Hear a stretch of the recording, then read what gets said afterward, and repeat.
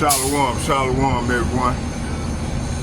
Shalom, everyone. I'm coming back with y'all with another lesson. Prophesied the downfall of Babylon, aka America, home where all the gross abomination occurs. Just coming back with another lesson. I'm at my campsite now, and finna get it in, and yeah, slang the sword for the Lord. So I hope y'all be edified. Before we start, let's get a prayer. Let's face each get a prayer to the Lord. Barakatah Yahweh. Barakatah Yahweh. Barakatah Yahweh. Barakatah Yahweh. Lord Yahweh. Bahashem Yahweh. Bahashem Yahweh. All of the praise and honor and glory to Yahweh. We love God Yahweh. Thank you for all the things out there. Sacrifice. Also, we got fruits and the angels protecting my children. Also, we got the fruits and the angels watch over all the brothers that's going out to the front line.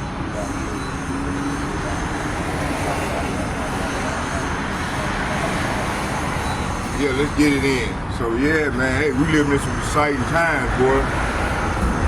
And man, these devils, man, they trying to come on with it, you know.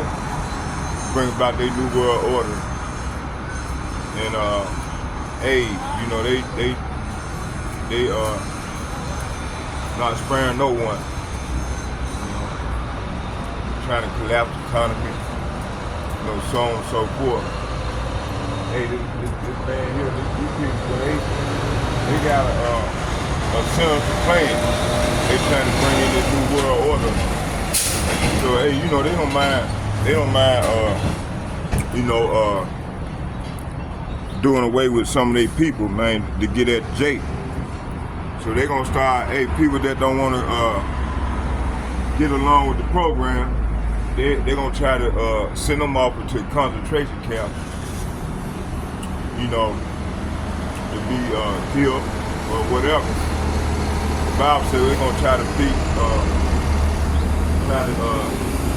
us swine flesh, things of that nature.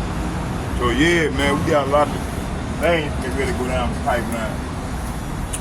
So I went in the library to try to look up that the King Alfred plan, and also that Rex 84. I went and got copies on that, so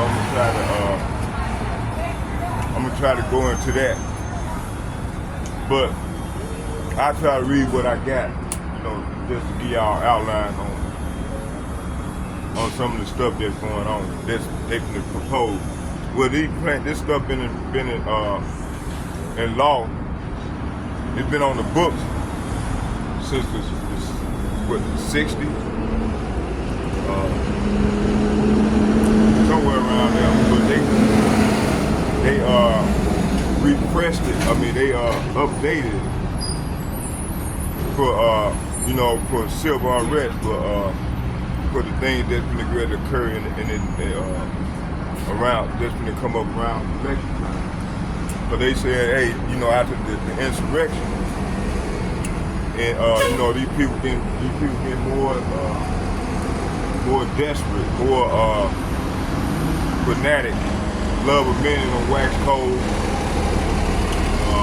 Man, you know, this straight out chaotic. You get chaos. You know, more chaos is ready to come. So let's read some of this here. Matter of fact, before we do that, let's go and watch this video. Watch some of this video.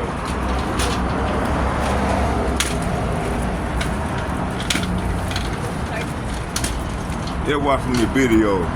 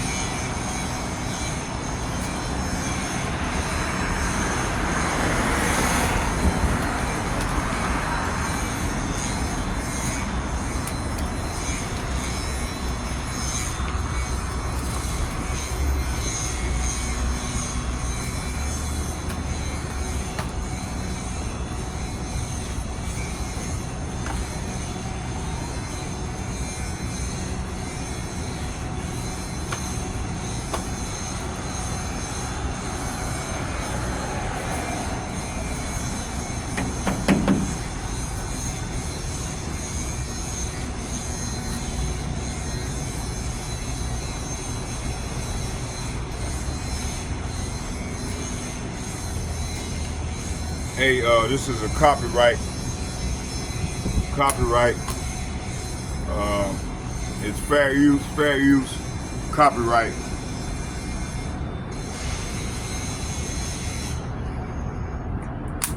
It is 17 U.S. Code 107 limitation.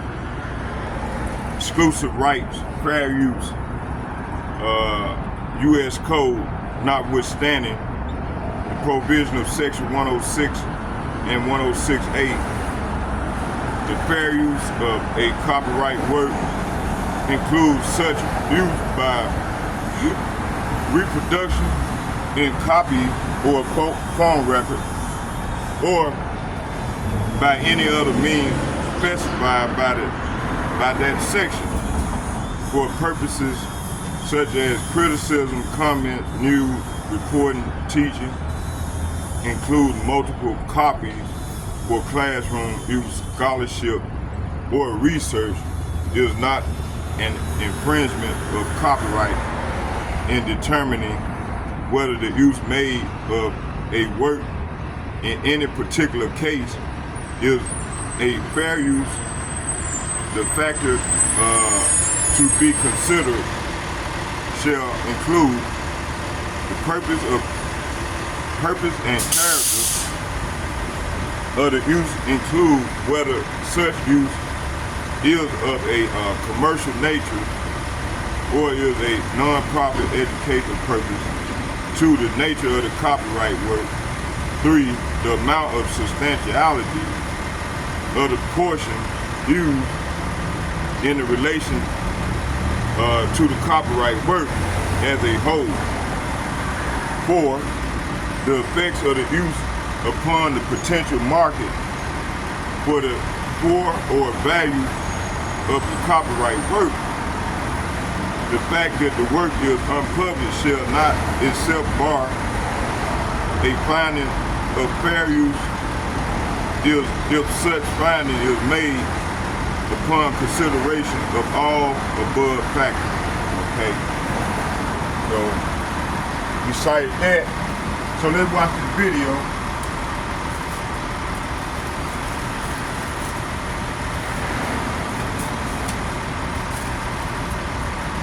Let's watch the video and we're gonna come on with some scripture.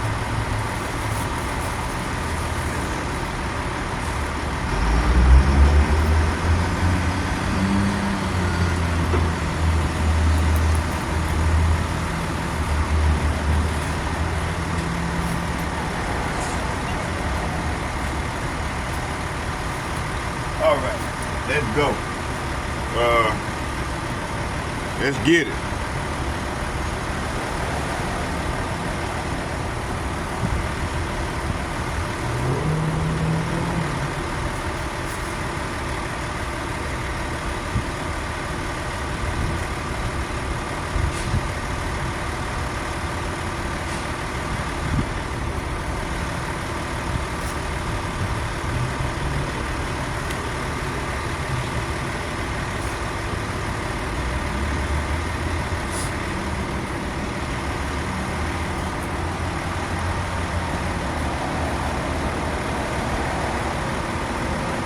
I couldn't find the note because the damn thing,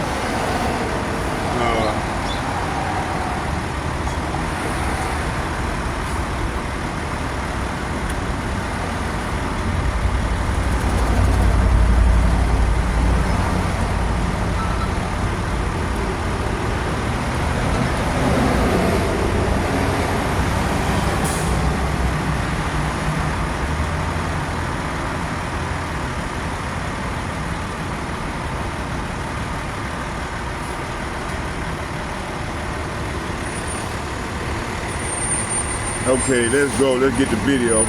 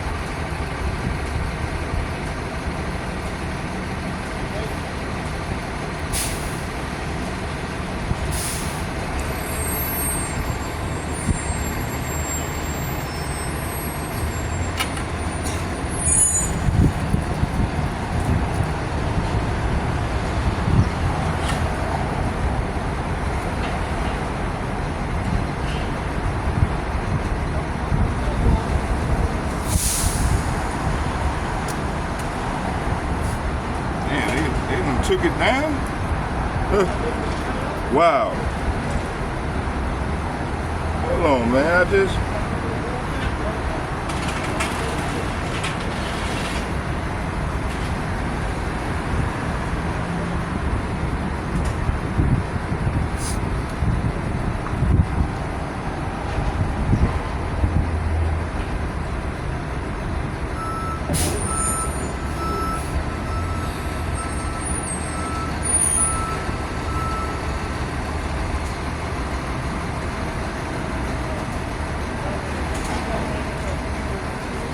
be in here.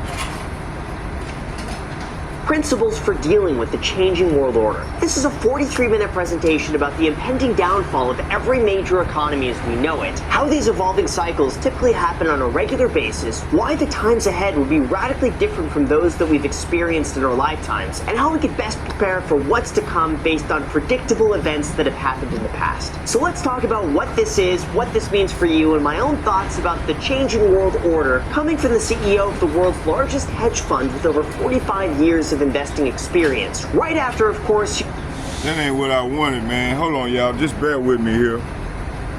Shit. I wonder how they gonna take that video down that goddamn quick.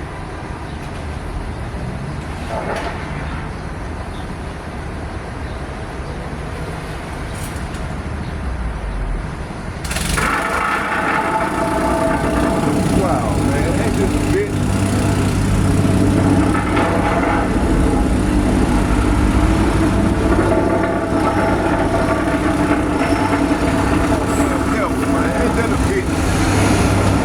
Come right here on the day I come out here, these motherfuckers come around. Shit.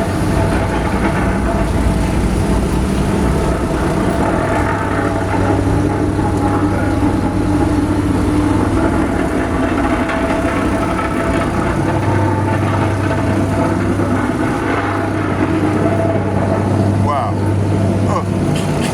Look, yo.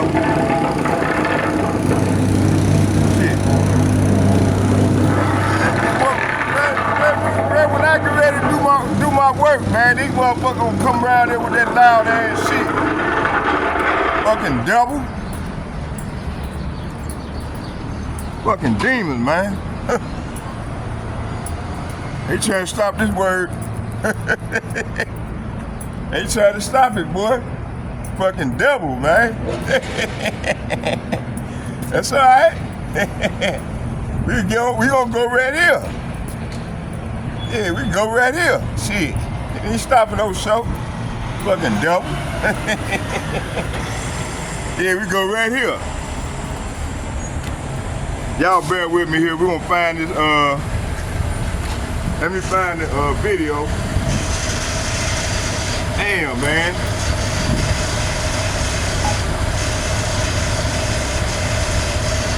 That loud ass shit, they gonna pull it right up, right there while I'm getting it in. They supervisor probably told the people in here. Shit. I can't understand why I can't find this video.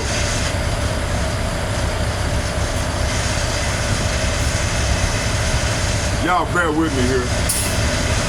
Damn, man.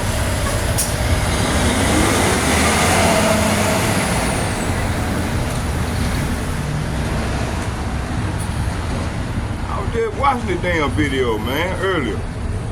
Now all of a sudden they took it down. The devil took that video down, man.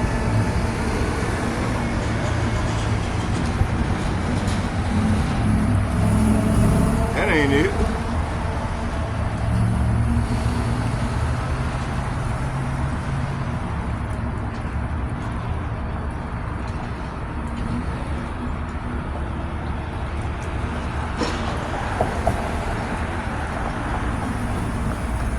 Wow, this is bullshit, man.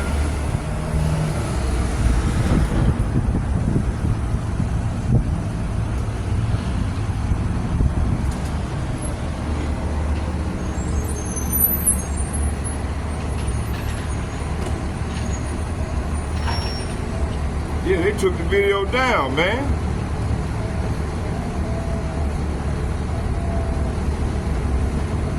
Let me see here, I'm gonna see something.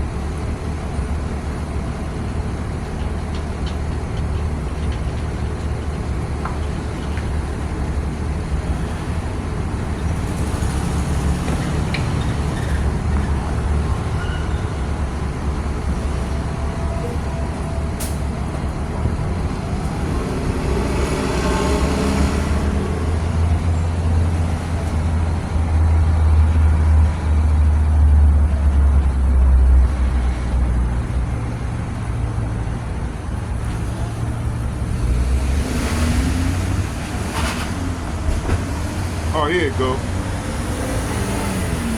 Yeah, this is. Who are the Bilderberg Group? And why do they meet every year? What do they talk about? And why the secrecy? Do they intend to rule the world? So over there, the world's power elite are gathering.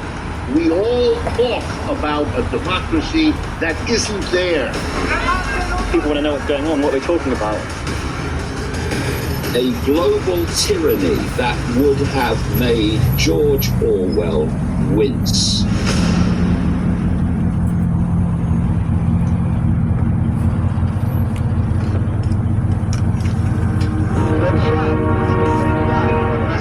Crashed into one of the towers.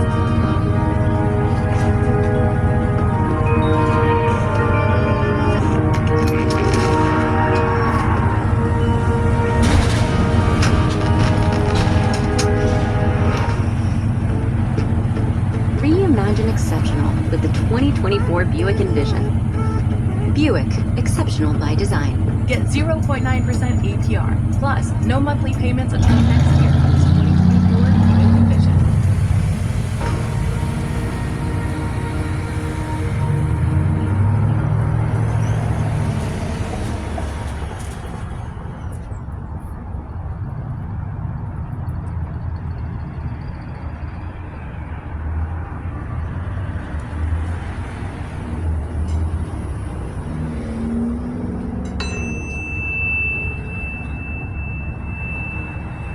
Why is it that for years it was even denied the Bilderberg Group even existed?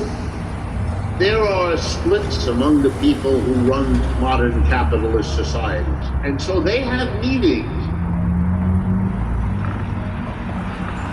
Is the Bilderberg Group the true elite that rules the world?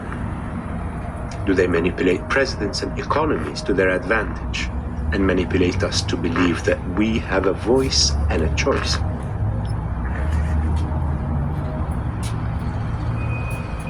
By the time I was born, both my grandfathers had died already, but I heard many stories about them. What I gathered from these stories is that I must believe in myself and have principles, and that many times an idea can be more important than oneself. I did believe in myself. And when I moved from the world of economics to the world of theater, I witnessed that dedicated group effort in theater troupes is what makes an idea succeed. I also learned that even though I may sometimes be romantic, I always reject any form of injustice.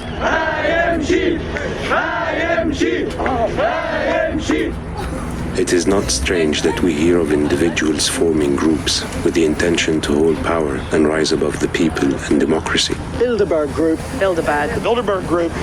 But there is one group which many people believe is the board of directors of the world, the Bilderberg Group. Who are these people? The billionaires, politicians, bankers, and European royalty. So over there, the world's power elite are gathering. People want to know what's going on, what we're talking about. If we cross that police tape, we'll be arrested.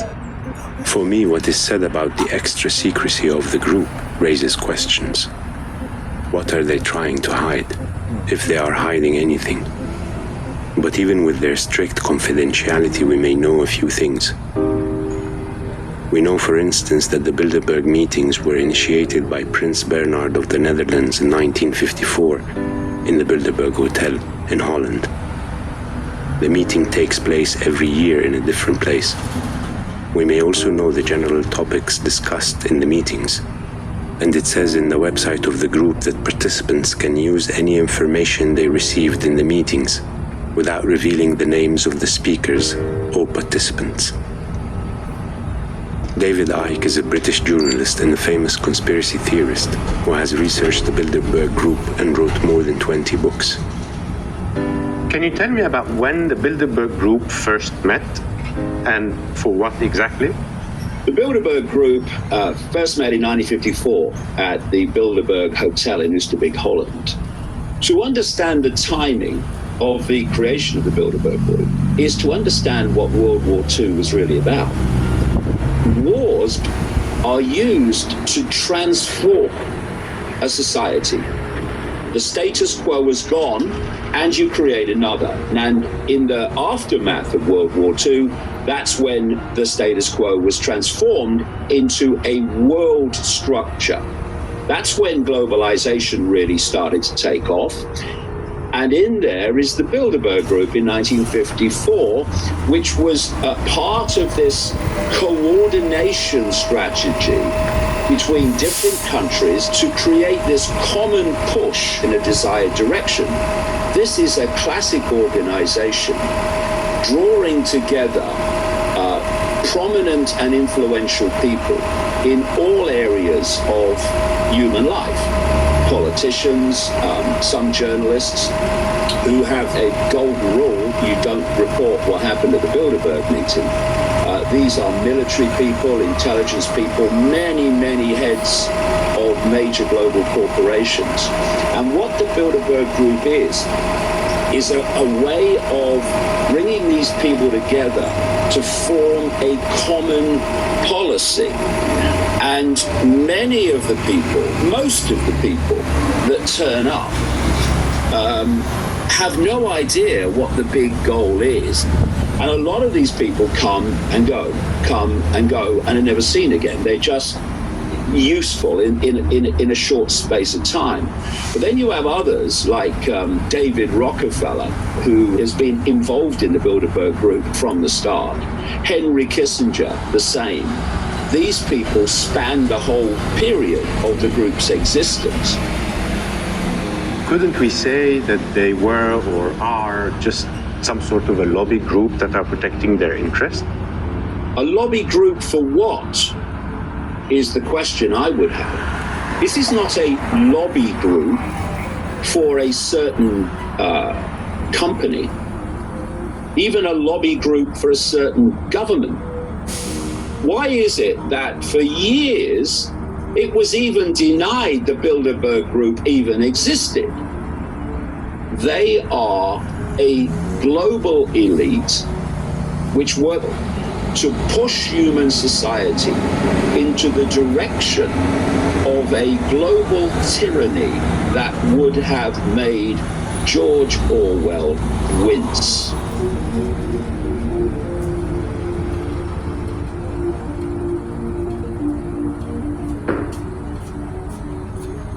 What are you thinking about? We can't just keep blaming everyone else for everything wrong that's happening in the world. We blame others when we feel powerless. The question is, maybe they're not a secret society and they're just a private one.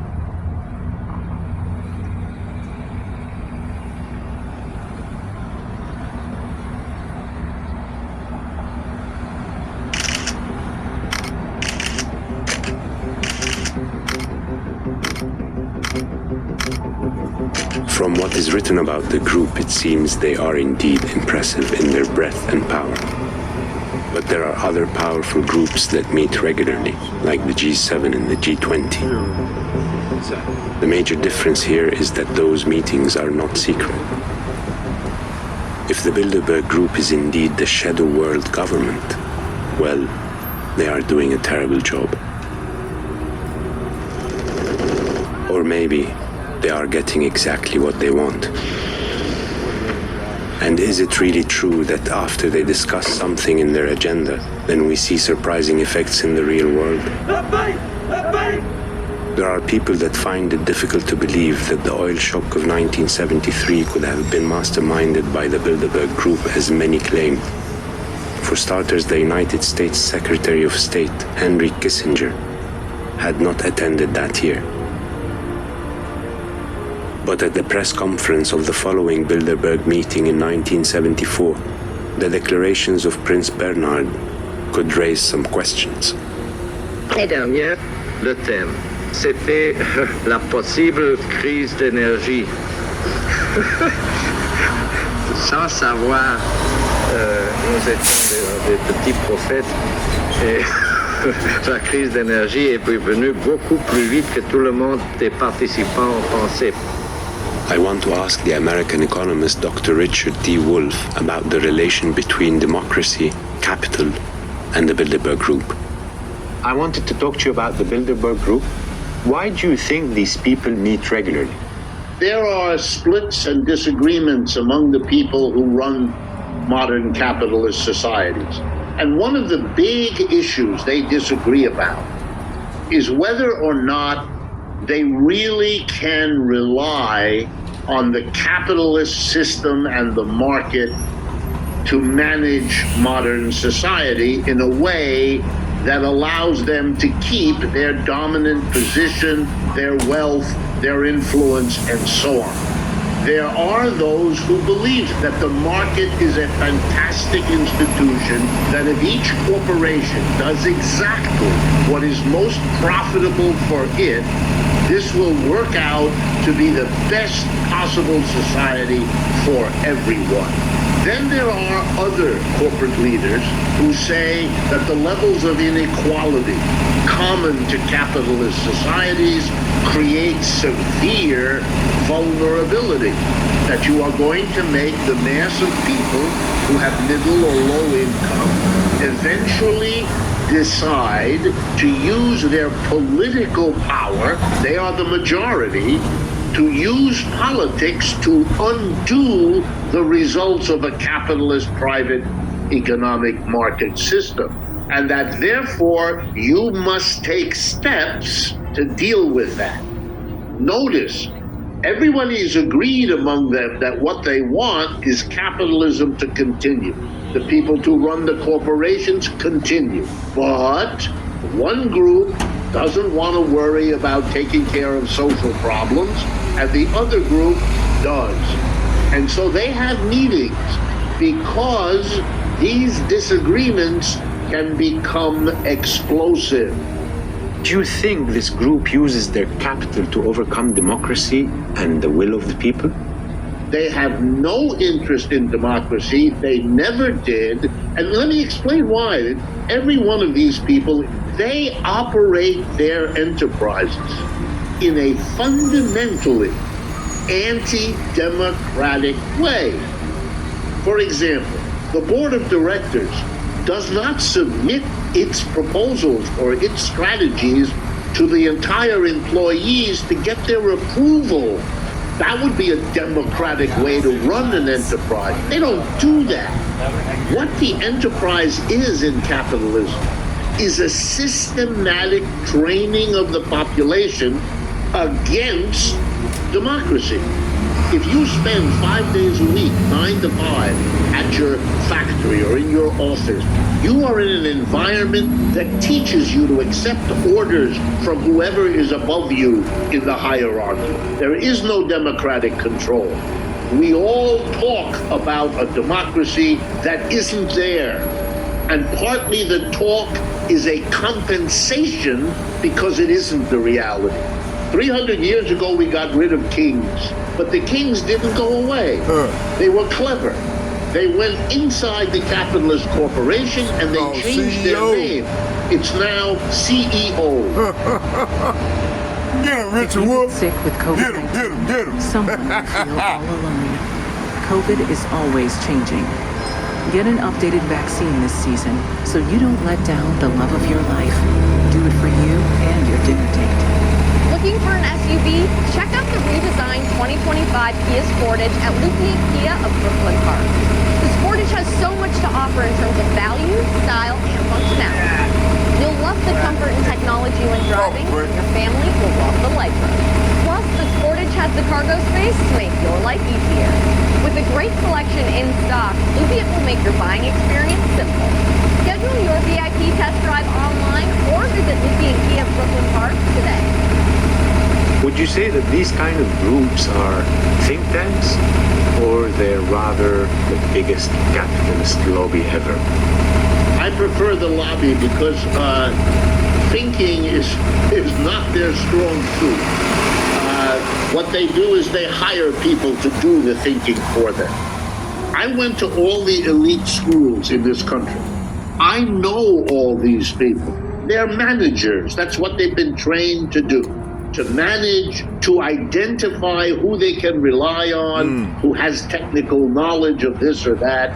So they bring people like me, a critic of the system. They want to know how people like me look at all of this.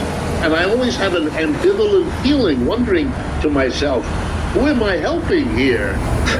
You know, these are not my people. You know? We are laughing, but it actually feels hopeless. Do you think there is any way around this?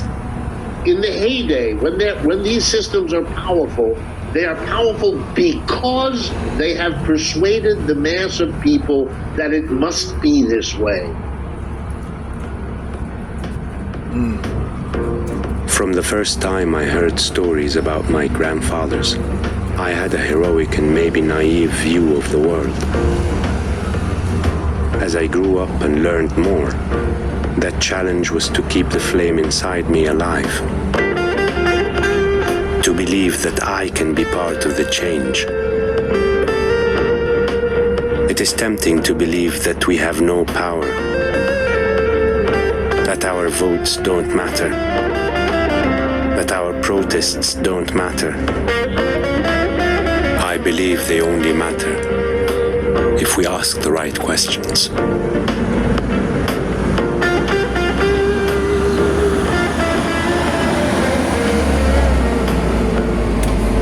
All right. And then we're gonna do the lesson. Come on with the lesson.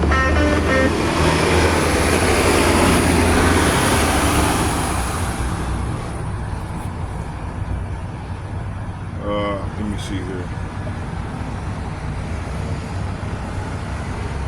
Let's get I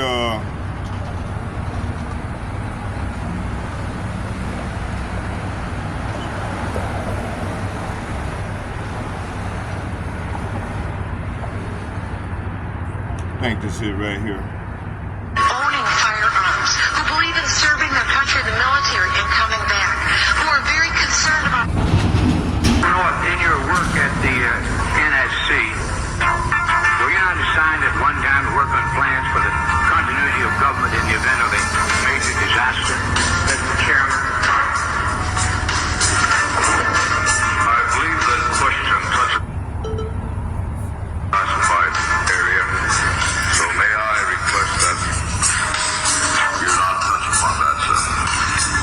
One of the programs that got exposed during Iran conflict with Rex 84, Congressman Jack Brooks in those hearings brought up the fact that in reality, FEMA was a cover for a huge continuity of government program in case the American people ever rebelled. And that was the architecture of the blueprint for the illegitimate shadow government to fully take over the functions of the entire federal government, suspend the Constitution, suspend the Bill of Rights, and arrest whoever they wanted to. And FEMA was going to control the camps that the people were going to be put into. And FEMA would be the main governmental institution with different directors over every agency. And now when you watch FEMA on television, it's always a colonel or a general or an admiral in uniform who's over the different departments. The martial law portions of Rec City 4 were outlined in a 1982 memo written by FEMA Deputy John Brinkerhoff. Martial law was to be declared in the event of a national crisis, yet the plan did not define the term national crisis. The plan allowed FEMA to take control of both federal and state governments, appointing military commanders to replace duly elected officials. The plan also called for the rounding up of at least 21 million American Negroes for delivery to numerous military bases converted into prison centers, also known as FEMA relocation camps. Why? Because at that time, African Americans were classified as one of the largest threats to the continuity of the federal government. Who does the federal government consider the biggest threat these days? Globalization and technology has created a new kind of terrorism. There were persons who, for whatever reason, came to view their home country as the enemy. The kind of right-wing religious-based domestic terrorism. Disturbing news tonight about homegrown terror. Part of this is a big change in the White House, any cultural experience, and some of the crazies are coming out of the closet. Right now, it looks like there is no connection between the men arrested and any known terrorist cell. Homegrown. Homegrown, I should say. Folks, we've got a very serious situation here. I'm holding what is called the right-wing extremism, current economic and political climate fueling resurgence and radicalization and recruitment. And in it, we talked about the fact that they define pro-lifers as domestic terrorists. They put this in a Department of Homeland Security document, this official assessment, now saying pro-lifers, people that believe in end-time prophecies, people that are opposed to the administration's position on immigration, those of us that are standing up for the sanctity of life and for the sanctity of marriage, all of those are now potential, and this is what they're saying, domestic terrorists. It's the terrorists next door that can be our bigger threat. They call people who believe in the sanctity of life, who believe in owning firearms, who believe in serving their country, the military, and coming back, who are very concerned about the policies that this nation is embarking on, spending too much money, taxing too much. It's all listed right here. These are the domestic right-wing extremists. 1 million names under the watchful eye of the United States. Americans of so-called terrorist watch list has hit that record number according to one of the country's most prominent civil liberties groups. That's a lot of people to keep track of. They're adding new people all the time. It's a secret list that you don't know really quite how one gets on and you don't know how you get off. First and foremost, before we get started, I'd like to give all praises and honor and glory to Yahweh, Sheol, Hawashai, Sheol, Dash, and of all souls, great millstone, all which is true. And also to those elect that scattered abroad. I like to say, Shalom. Hey, you know what? Let's find out what that COG is. Let me wait a minute, y'all. We're gonna go on with the lesson. You know, the damn Edomite gonna come over here like he's smoking a cigarette. Then he's gonna take his camera out and take a snapshot. Fucking double, man. You know, these people is wicked, man. Wicked as fuck. They hate to see us come out here getting it in for the Lord, you know? Continuity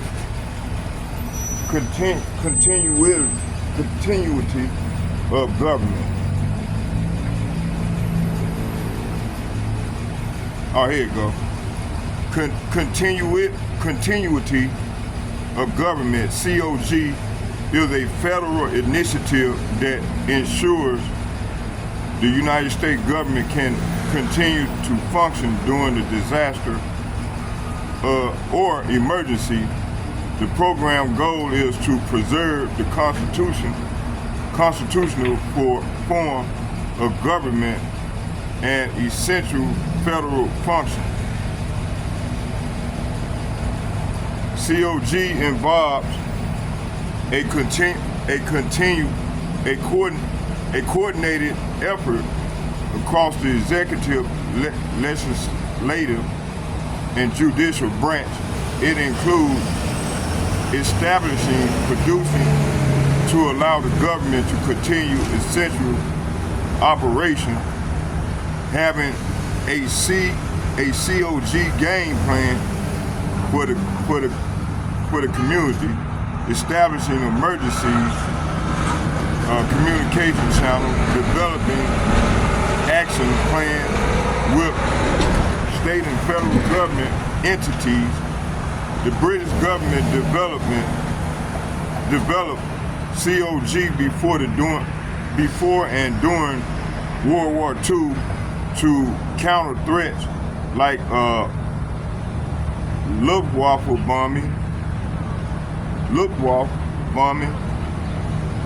The need for COG plan became more urgent after nuclear proliferation, and countries developed plans to avoid confusion and disorder after a nuclear attack.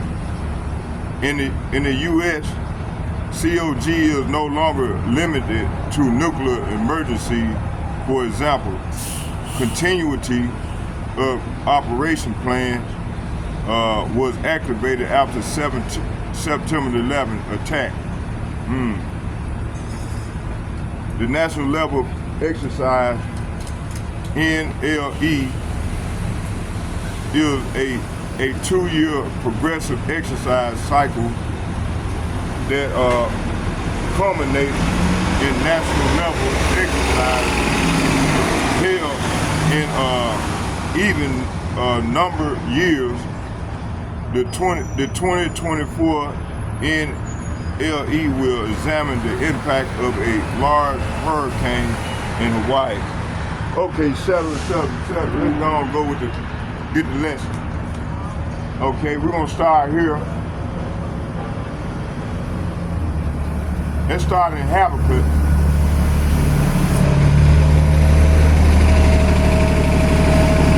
Start in Habakkuk chapter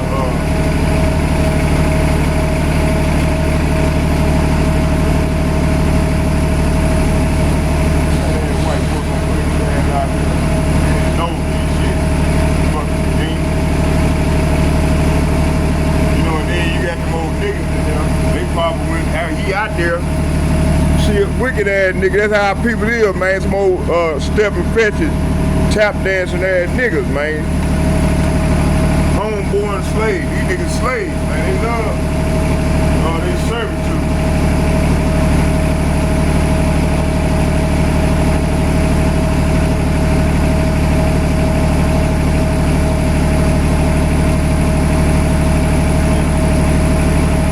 We're gonna start in Habakkuk, the 2nd chapter.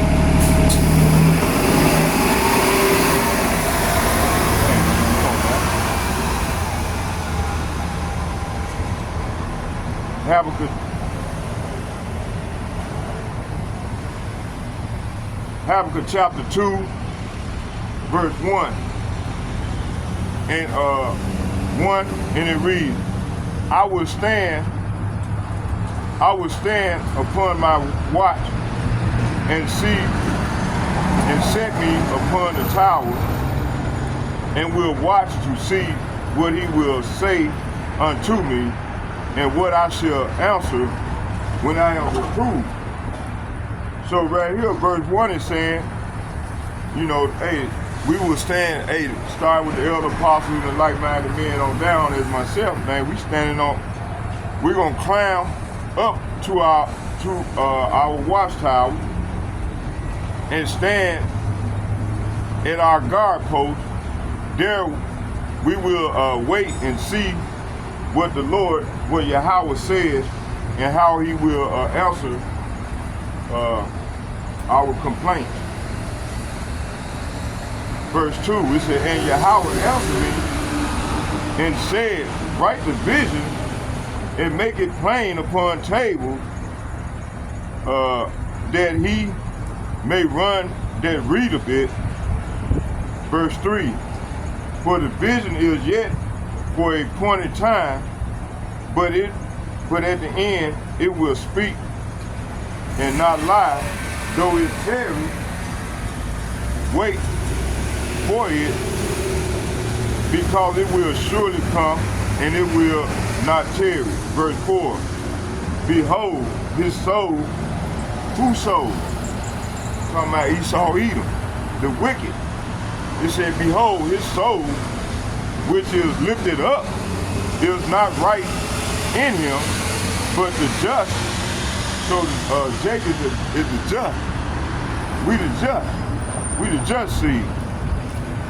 It said, behold, his soul is lifted up, is not upright in him, but the just shall live by faith, by his faith. Yea, also because he transgresseth by wine, he is a proud man, neither keepeth at home, who enlargeth his desire as hell, and is as death, and cannot be satisfied, but gathereth unto him all nations, and heapeth unto him all people. See, hey, this is what the devil have done.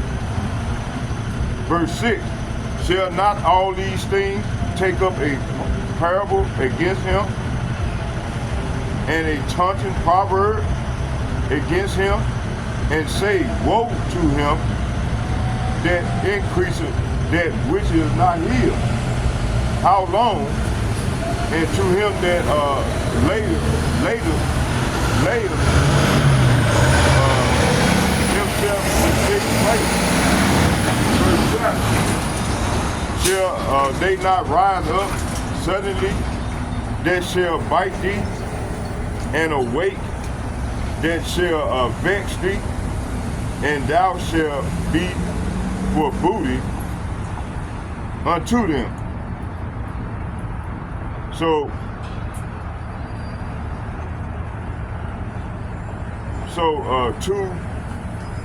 this is what 2 through 7 is saying. So the Lord said to me, write my answer plainly on tablets, so that the runner can carry the correct message to others. This vision is for the future time. It describes the end, and it will be fulfilled. If it seems slow in coming, wait patiently, for it will surely take place. It will not be delayed. See, hey, everything that we've been talking about and been prophesying gonna come to pass. It's gonna come true.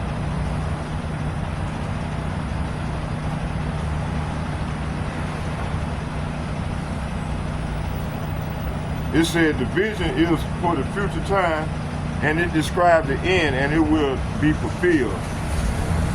If it seems slow in coming, wait patiently, for it will surely take place, and it will not be delayed. Verse 4, look at the proud,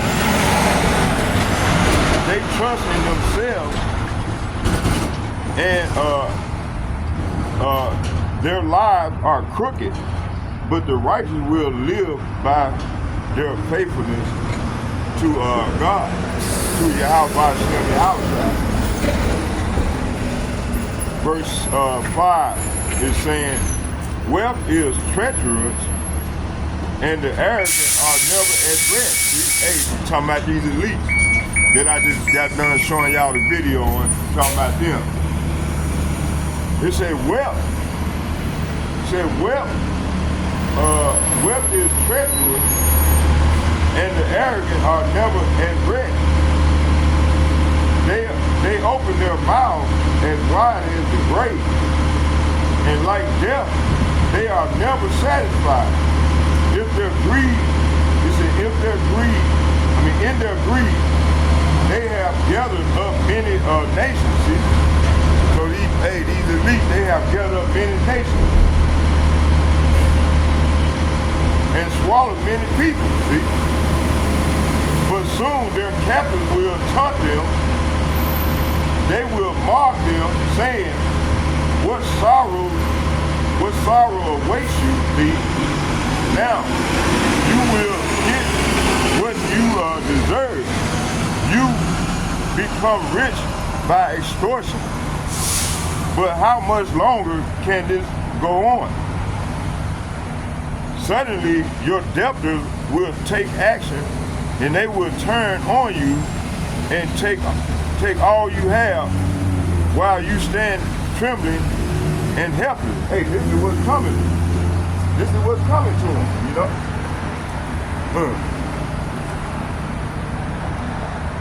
Okay, let's keep it moving.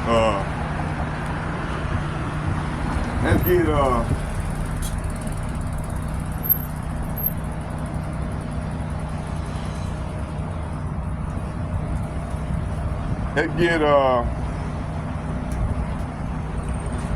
hold on, I got something I want to read. So, this is talking about that New World Order. It said the New World Order is an effort to unite the nation and become one global community. Hey, that's a bunch of bullshit. Hey, if the Lord wanted us to all come one big community, he would have did it back in the time of the Tower of Babel. So that's a bunch of bullshit. Like I just read in Habakkuk chapter 2 verse 5, this devil, he trying to get all nations to himself. All the nation and people to himself. So he can act like he's the God. He can be God over them. This is what this devil trying to do. What the hell is this?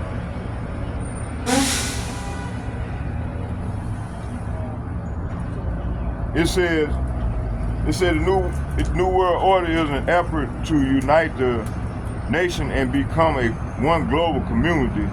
However, if this unity is not done under God's authority, it is Satan. It is under Satan. That's right. It's under Satan.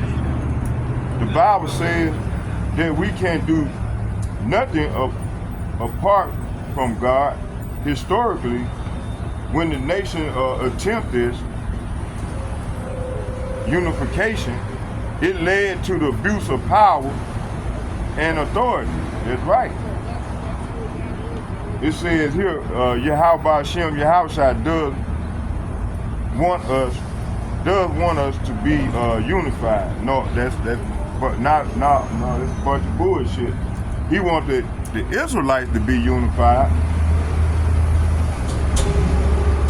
He ain't talking about all nations, man. How can we be unified when y'all got to pay for what y'all have done? Ain't gonna be no unity, man, till all these nations, goddamn it, going to slavery. Let's get Ephesians chapter 4, verse 3. Let's get that.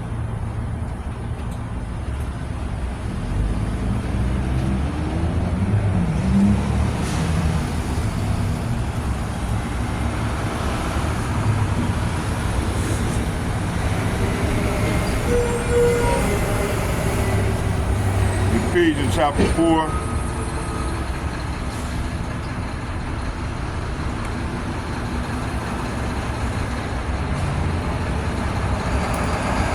I'm gonna start at 2. I'm gonna read 2 and 3.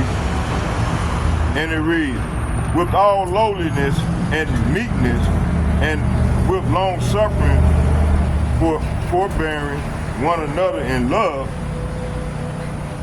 endeavoring to keep the unity of the Spirit in the bond of peace. Is that the one we want? I think that's the one I want.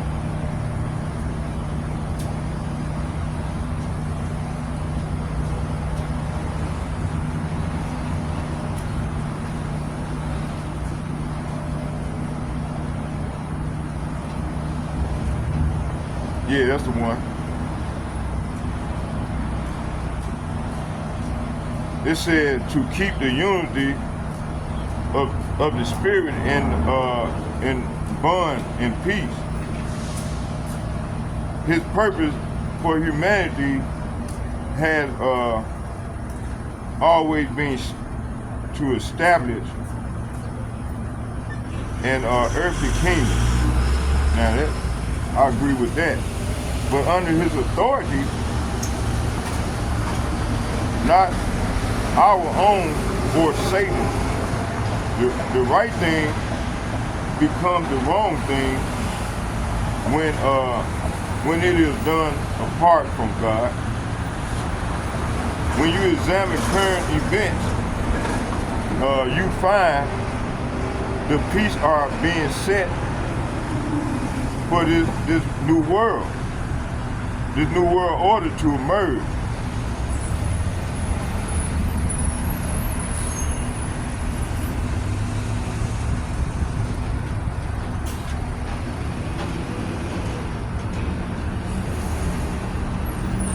Okay, let's get Ephesians chapter 4, verse 3. Then we're gonna get Daniel.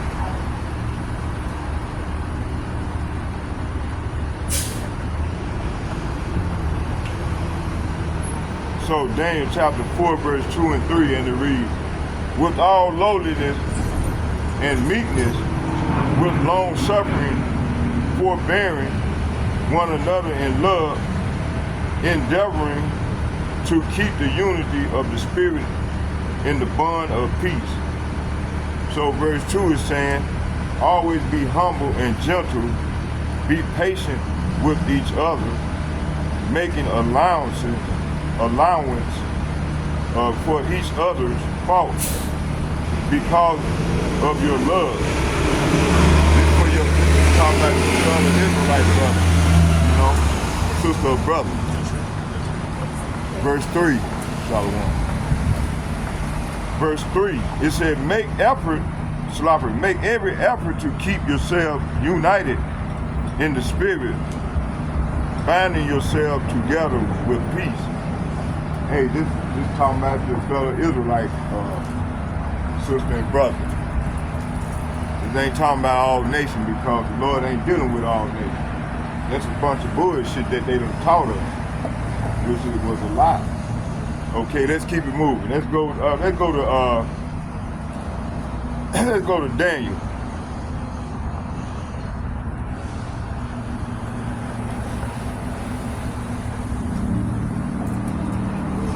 Daniel chapter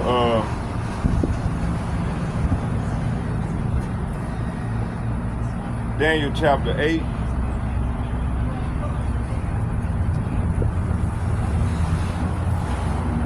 Daniel chapter 8.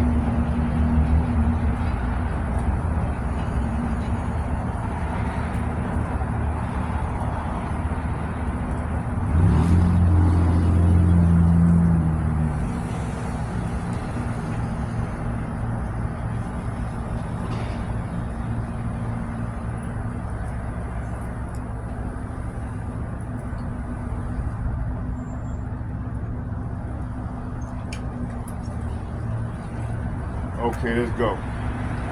Daniel chapter 8, verse 1, and it reads, in the 3rd year of the reign of King Belshazzar, a vision appeared unto me, even unto me, Daniel, after that which appeared unto me at the first.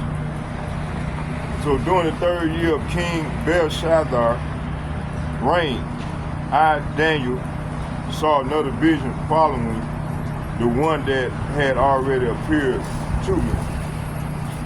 Verse 2, it said, and I saw in the vision, and it came to pass when I saw that I was at Shushan in the palace, which is in the province of Elam, and I saw in the vision I was by the river Sheol. Verse 3, then I lifted up my eyes and saw, and behold, there stood before the river a ram, which had 2 horns. And the 2 horns were high, but one was higher than the other, and the higher one, the higher came up last. So verse 3 is saying, as I looked up, I saw a ram with 2 long horns standing beside the river, and one of the horns was longer than the other, even though it had grown later than the other one. So these 2 horns represent 2 branches of government. The beast in the 2 branches. You got the Democrat in the West and the Republican. So this is what they represent. The 2 horns represent the Democrat and the Republican Party.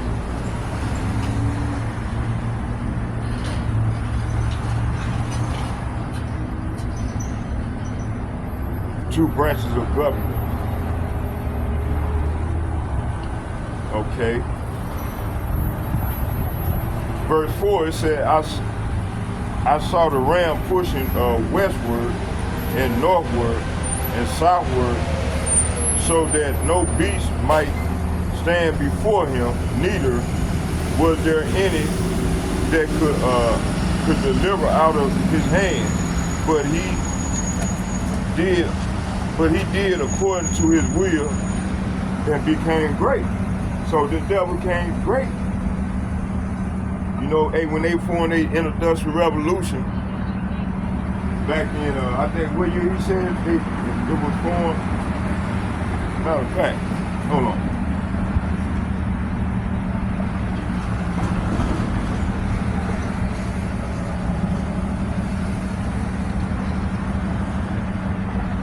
When was the fourth Industrial Revolution?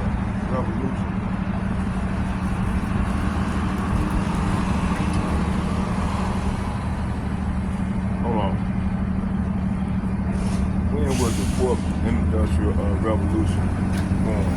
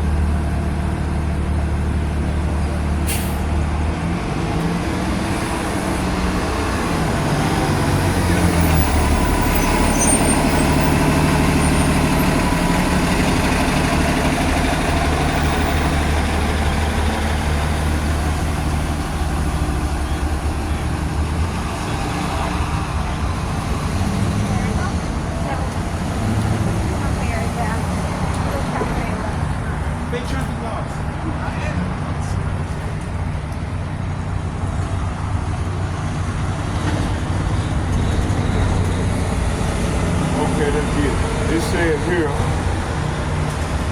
the fourth Industrial Revolution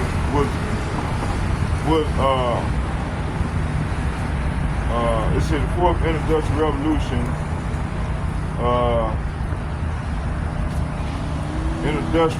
Industry 4.0 is a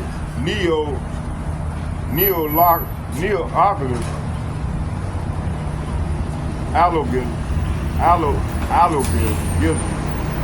describing the technical advancement in the 21st century.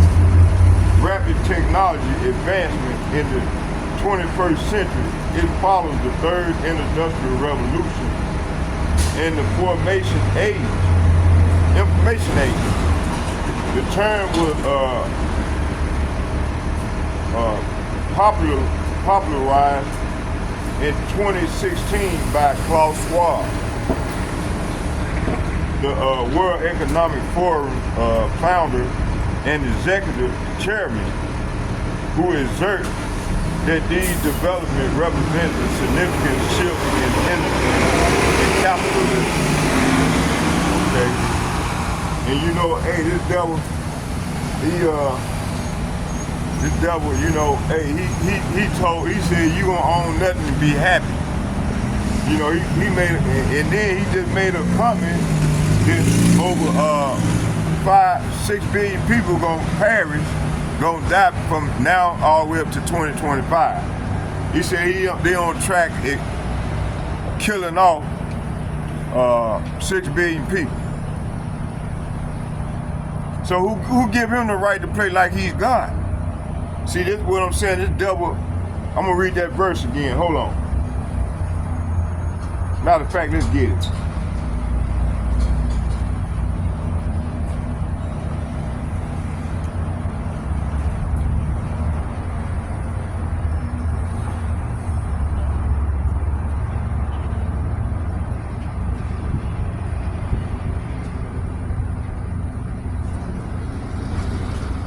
Habakkuk chapter, let me see, what was it?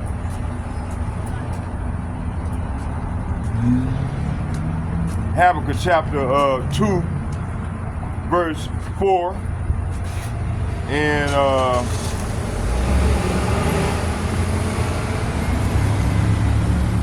Habakkuk chapter 2, verse 4, it said, behold, his soul which is lifted up is not upright in him, talking about Esau, Edom, but the just shall live by faith. See, hey, we the just.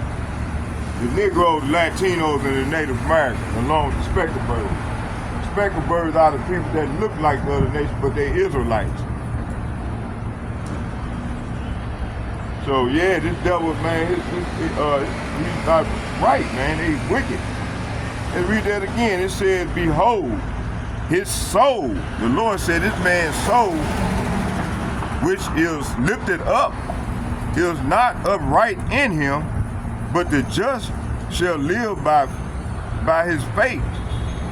Yea, also because he transgressed, talking about Esau Edom, transgressed by wine, he is a proud man. Hey, do they not say I'm proud to be American? So that's how you know this talking about them, man. That's their emblem.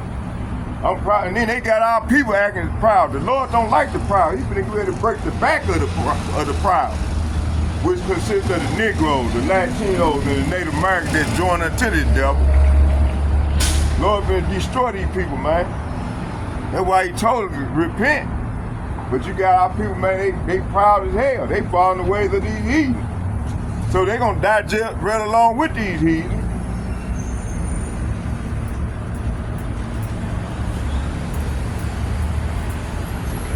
He said, yea, also because he transgresseth by wine, he is a proud man, neither keepeth at home, who enlargeth his desire as hell, and is as death,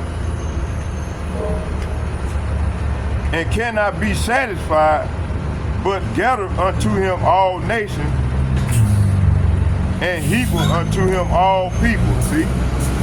So let's go into I'm gonna go into these two right here, and then we're gonna go back and read some more.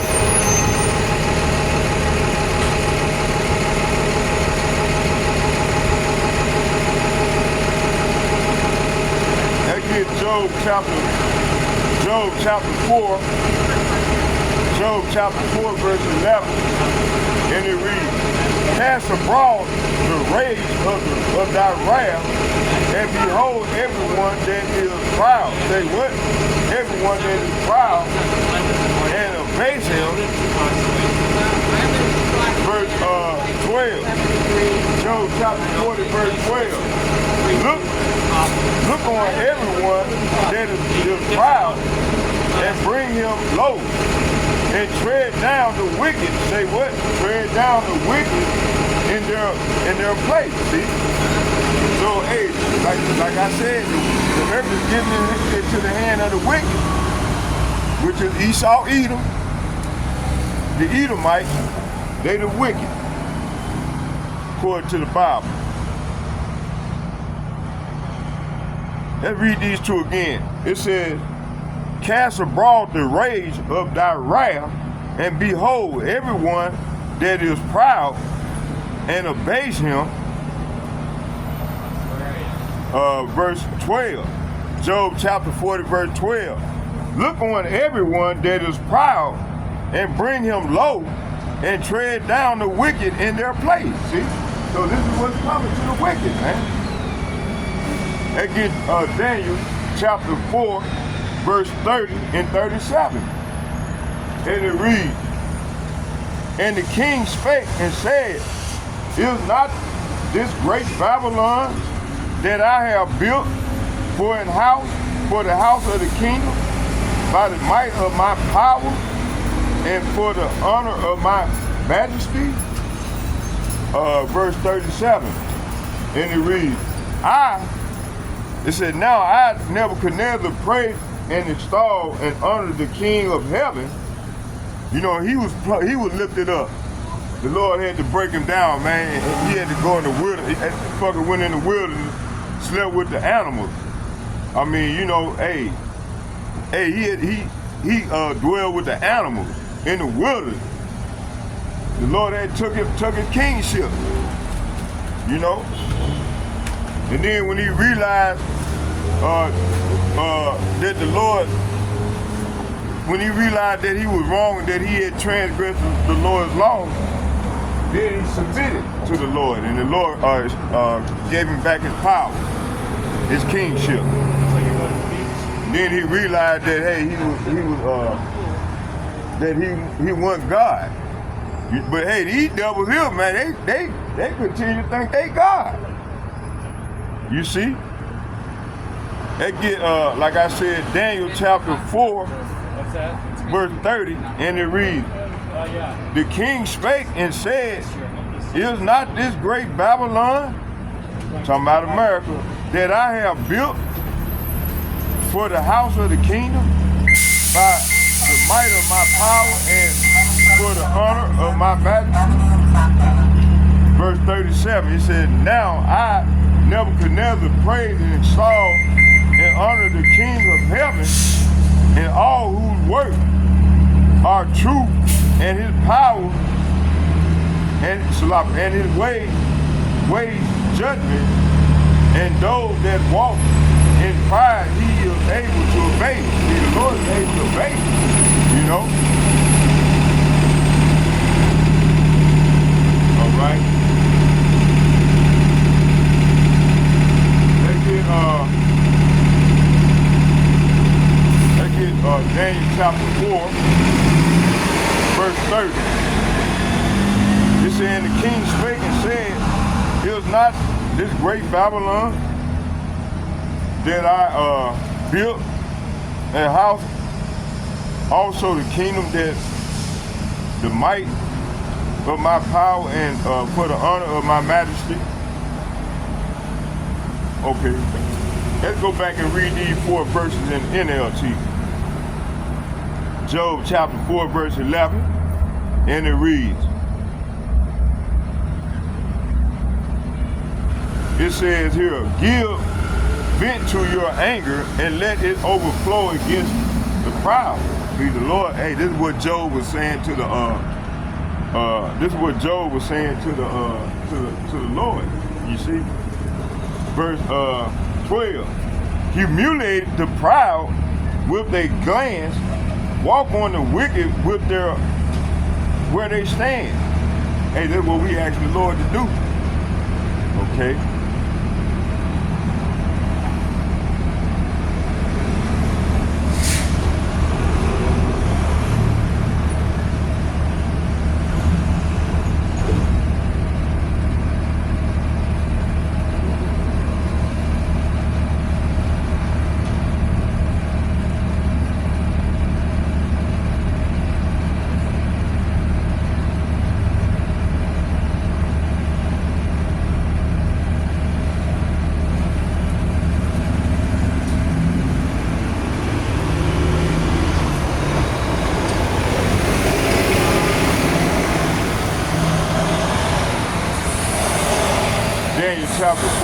30 in the NLT, it said, as he looked out across the city, he said,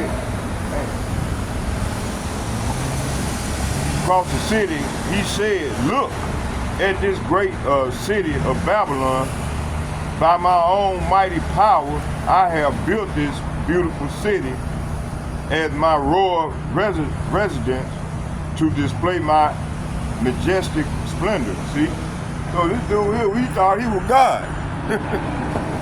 You see? Hey, but the Lord broke him down, man. Made him a base. Hey, he had to sleep, he slept in the wilderness with the desert creature. Okay. Let me see here, let's go back.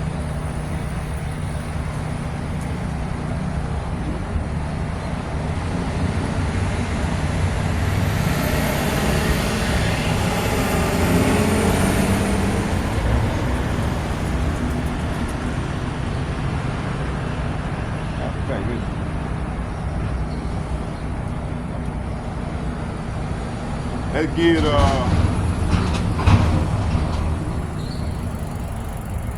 verse 37. It said, now I, Nebuchadnezzar, praise and glorify and honor the King of heaven. All his acts are just and true, and he is able to humble the proud. See, because the Lord humbled his ass. You see? Okay, Daniel chapter 5, verse 20. But when his heart and mind were puffed up with arrogance, he was brought down from his royal throne and stripped of his glory. See, the Lord stripped him of his glory. I don't know if he reestablished him. I don't know if he reestablished him, but right here, I know the Lord took him down from his kingship. Okay. Daniel chapter 5, verse 20, and it reads, he was driven from human society. He was given the mind of a wild animal. Hey, he was given the mind of a wild animal. And he lived among the wild donkeys. See? He ate grass like a cow, and he was drenched with the dew of heaven. Until he learned, say what? Until he learned that the Most High power rule over the kingdom of the world and appoints anyone he desires to rule over them. See? So it's the Lord that lift it up and take down and tear down. You know?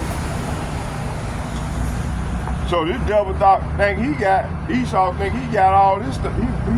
These elite think they got all this here on their own. But we know, hey, this devil, he got all this by rape, robbing, and stealing and killing. You see? That's how he got his wealth.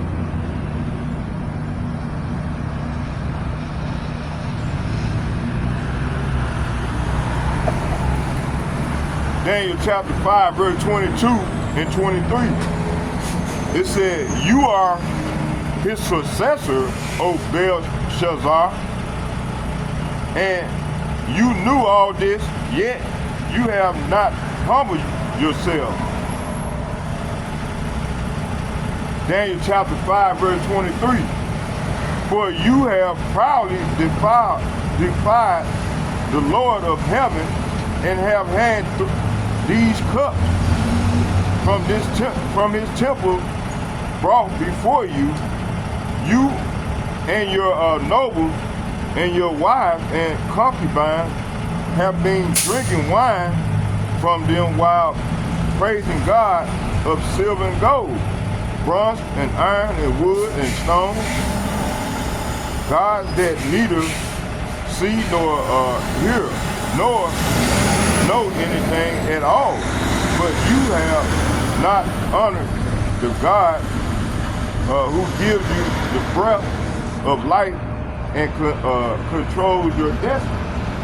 Right. See, you got a lot of people like that right now in the world. I mean, they're out here living right now, puffed up, proud. You know, they think they more than everybody. You know, hey, the elite get them a title. Get them, we call them associates. You know, in secret covenant, which, matter of fact, I got it right here on this clipboard. I might go into some of them. I might go into some of them. I might read the whole thing. You know, if it's the Lord will. Let's see how the Lord will. Okay.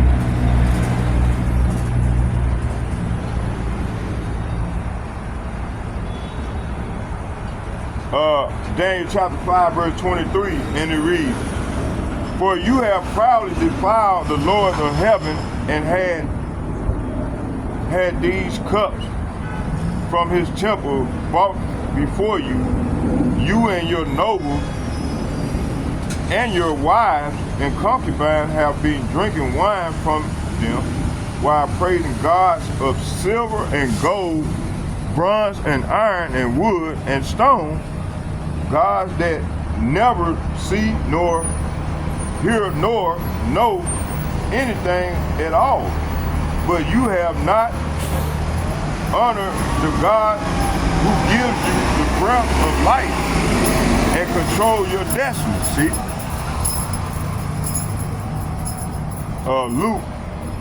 Luke chapter 18 verse 14, and it reads, "I tell you, this sinners not the Pharisees return home justified before God. For those who exalt themselves will be humbled, and those who humble themselves will be exalted."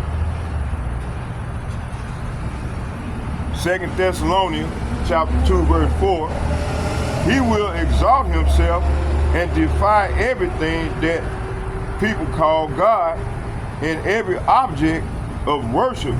He will even sit in the temple of God, claiming that he himself is God." See? Hey, this is talking about Esau Edom to the teeth. These people think they God. You see? That's how proud they are. See, the Lord gonna have to come and take this devil down. They think they knowledge of science and technology is gonna save them. You know, which that's their God. You know.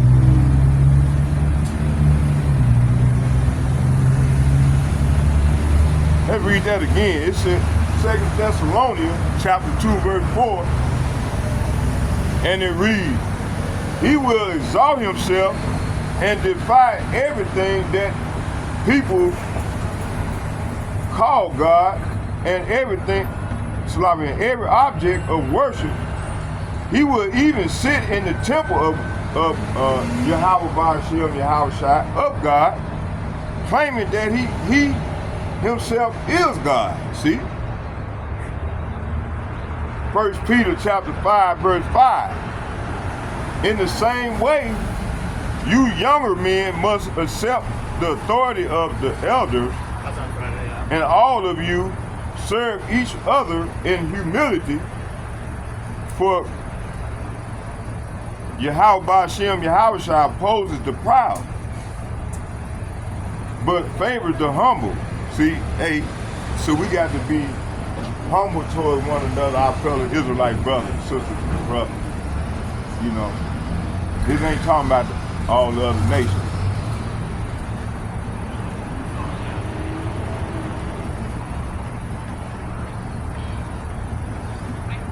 Let's get this justice, the just shall live by faith. Let's get this.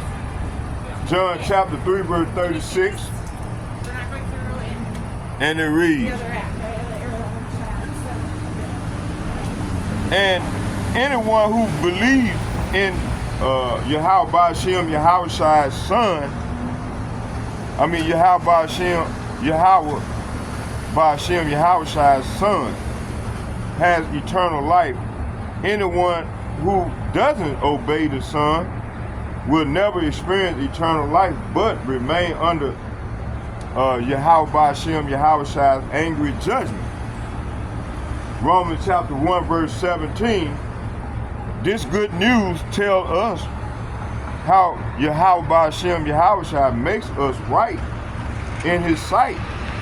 This is accomplished from start to finish by faith. As the scriptures say, it is through faith that the righteous person has life. Galatians chapter 2 verse 16, and it reads, yet we know that a person is made right with God by faith in Yahweh Mashiach, not by obeying the law, and we have believed in Yahweh Mashiach so that we might be made right with Yahweh Ba'Shem Yahweh because of our faith in Yahweh Ba'Shem in Hamashiach, not because we have obeyed the law, for no one will ever be made right with God by obeying the law. See?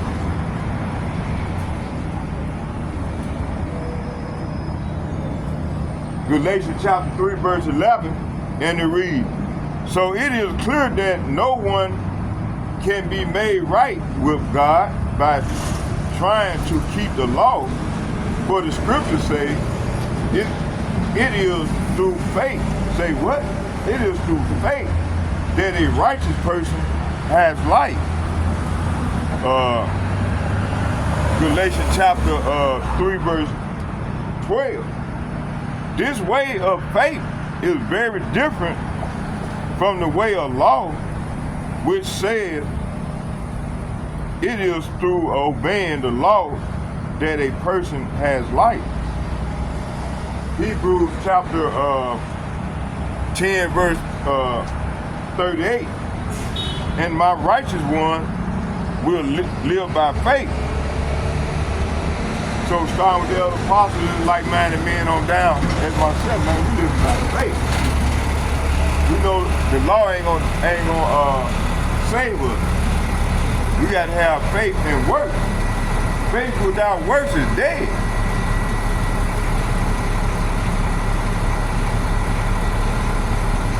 It said Hebrews chapter 10 verse 38, and it reads, and my righteous ones will live by faith, but I will take no pleasure in anyone who turns away. See, you can't turn away. Yeah, a lot of people get in this thing, man, and find out it's not what they think they thought it was supposed to be, and they turn away. They turn back. They go back into the world. You know, hey, if the Lord knock you down, hey, we gotta be like our forefather, Jake. You know, he wrestled with the angel of the Lord. We got to wrestle with the Lord, man. We got to hold on to the Lord, you know. You see, we got to wrestle with the Lord. Our forefather Jacob, he wrestled with the Lord, you know, with Lord Yahweh Shai.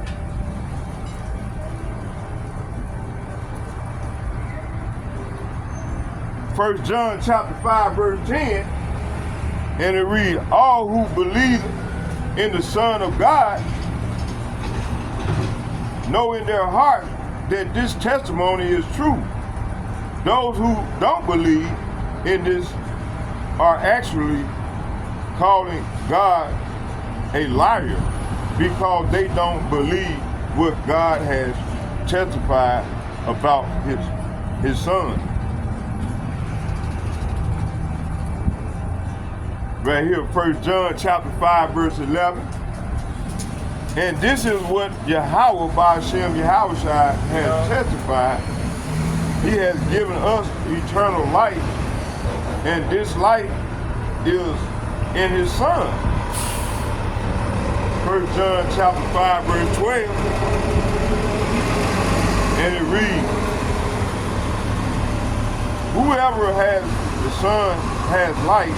Whoever does not have Yahweh Shem, Yahweh Shai's Son, does not have life. Okay? Coffee break, y'all. Time for a coffee break. Then we're gonna go back to Daniel, the eighth chapter. Going back in there.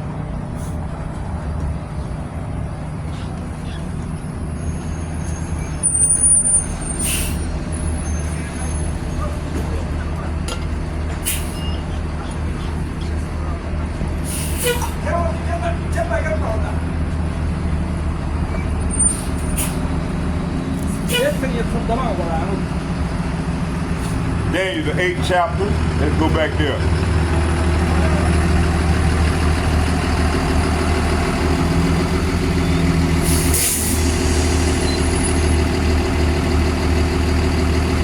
I think I stopped at 3.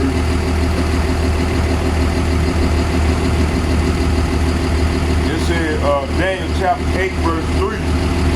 It said, then I lifted up my eyes and saw, and behold, there stood before me a ram, which had 2 horns, and the 2 horns which were high, but one was higher than the other, and the higher came up last. Okay.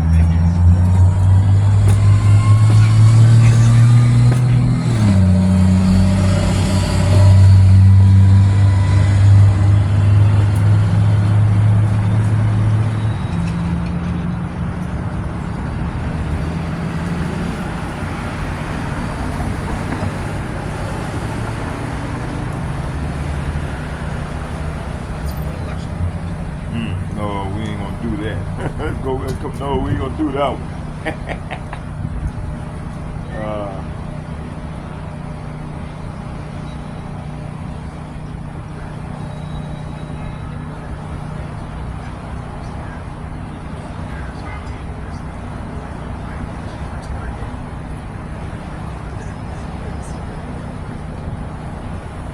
And the horn represent, it says here, I'm looking up that word horn. It's Korean in the Hebrew. Korean from the H7160. A horn as projecting by implication a flash cornet by resemblance an elephant tooth, etc. Ivory, a corner of an altar, a peak of a mountain, a ray of light, figuratively power. See, hill, horn. So we know hill and horn. I mean hill and mountain is allegory for government. In small government. So within that horn, them 2 horns is talking about the 2 branches of government in the Babylonian, like back then in Rome, they had the what they call the Roman Empire is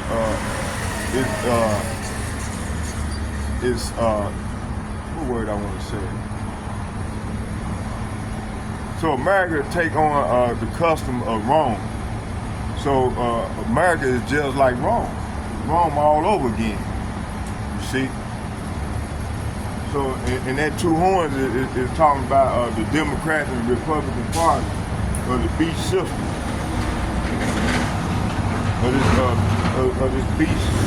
This beast system, which is a corporation.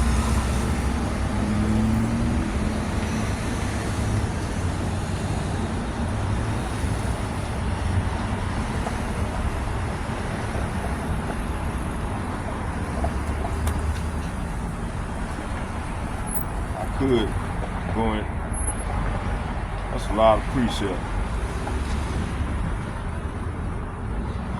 Matter of fact, I'm gonna get these last 7, these last 10. Let's go right here to let's start right here, Psalm chapter 92, verse 10. It said, "But my horn shalt thou exalt like a horn of a unicorn. I shall be anointed with fresh oil." Psalm chapter 112, verse 9, and it reads, "He have dispersed, he have given to the poor, his righteousness endureth forever, his horn shall be exalted with honor." Psalm chapter 118, verse 27, Yahweh Ba'Shem Yahushai is Yahweh, which have showed us light, bind the sacrifice with cord even unto the horns of the altar. Psalm chapter 132, verse 17. It said, there I will make the horn of David to bud. I have ordained a lamp for my anointed. Psalm chapter, I ain't want to read all of them. It said, he also exalted the horn of his people in praise of all his saints, even the children of Israel, a people near unto him. Praise ye Yahweh. Isaiah chapter 5, verse 1, I will sing to my beloved, my well-beloved, a song to my beloved touching his vineyard. My beloved has a vineyard in a very fruitful hill. Jeremiah chapter 17, verse 1, it said, the sin of Judah is written with a pen of iron, and with a point of a diamond, it is graven upon the table of their heart, and upon the horn of your altar. Jeremiah chapter 48, verse 25. It said, the horn of Moab is cut off. This is coming soon. When the Mashiach crack the sky and take all these heathen nations down. And his horn is broken, saith Yahweh. He have cut off his fierce, he have cut off in his fierce anger all the horns of Israel. He have drawn back his right hand from before the enemy, and he burned against Jacob like a flaming fire which devours round about. Lamentation chapter 2. I just read that. Lamentation chapter 2, verse 17. And to read, that was the last one I just read was Lamentation chapter 2, verse 3. It said, Yahweh has done that which he has devised. He have fulfilled his word that he have commanded in the days of old. He have thrown down and have not pity. He have caused thy enemies to rejoice over thee. He have set up the horn of thy adversaries. See? So he set them up, man. The Lord put these people in power, man. You know? Ezekiel chapter 17, Ezekiel chapter 27, verse 15, it said, the men of Dedan were thy merchants, many Israels were merchandise of thy hand. They bought thee for a present horn of ivory and ebony.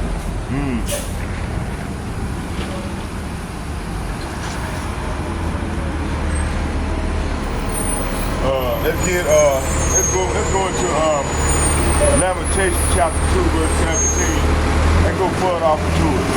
He said, Yahweh has done which he has devised. He has fulfilled his word that he had commanded in the days of old. He have thrown down, he have not pitied, he have caused thy enemies to rejoice over thee. He have set up the horn of thy adversary. So the Lord set these people up, man. He put them in power. They didn't do it on their own. I just read it. But in their mind, they think they got everything on their own. Sure.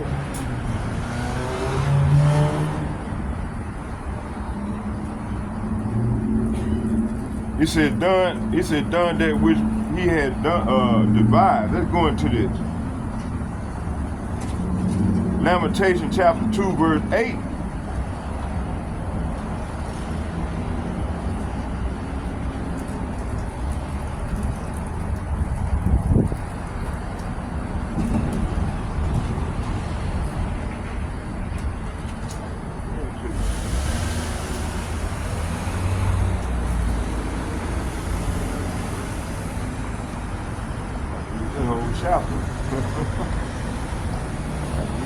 Chapter, boy.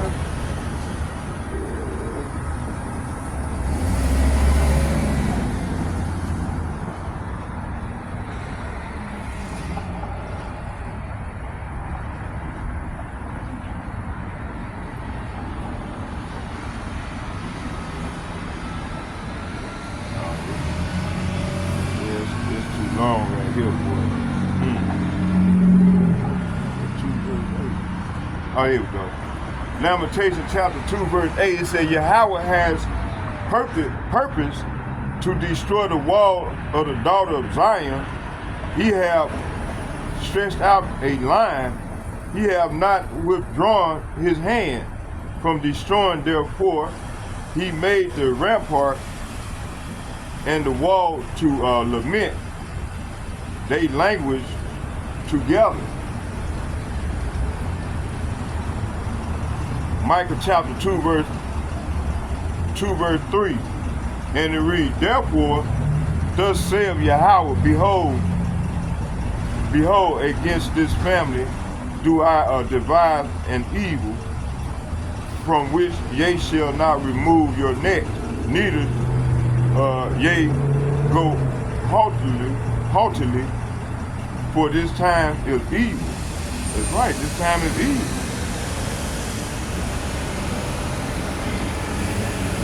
Let's go back up.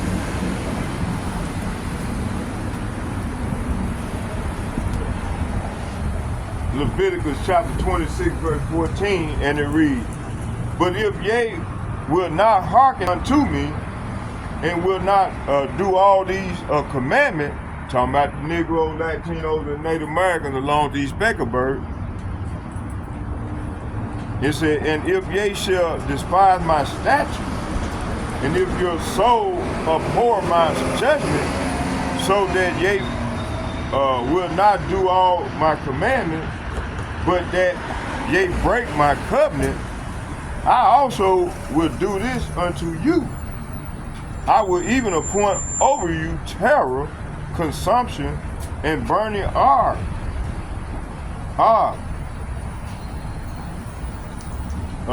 That shall consume the eyes and cause sorrow of heart. And ye shall sow your seed in vain, for your enemies shall eat it. See, hey, so everything that done happened to us, this cup that we had to drink, they finna have to drink this cup. They gonna have to drink of the cup that we had to drink. You see? All these nations gonna have to drink of this cup.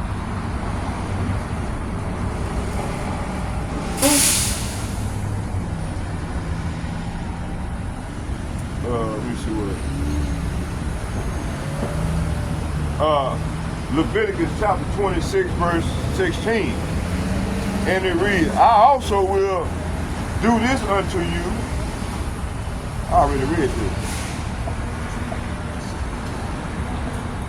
Yeah, I read that one now. Let's get 17. It said, and I will set my face against you, and ye shall be slain before your enemies.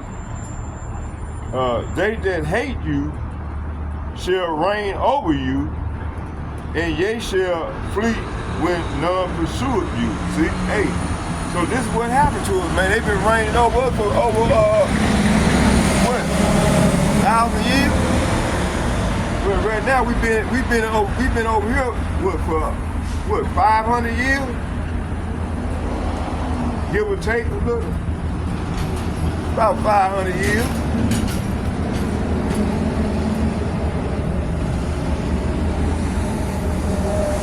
These heathen nations. But hey, this country about to go down because don't no kingdom last no more than 250 years.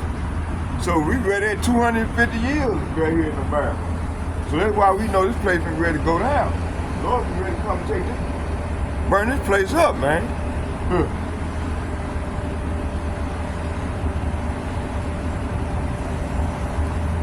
Verse 17, it says, and I will set my face against you, and ye shall be slain before your enemies.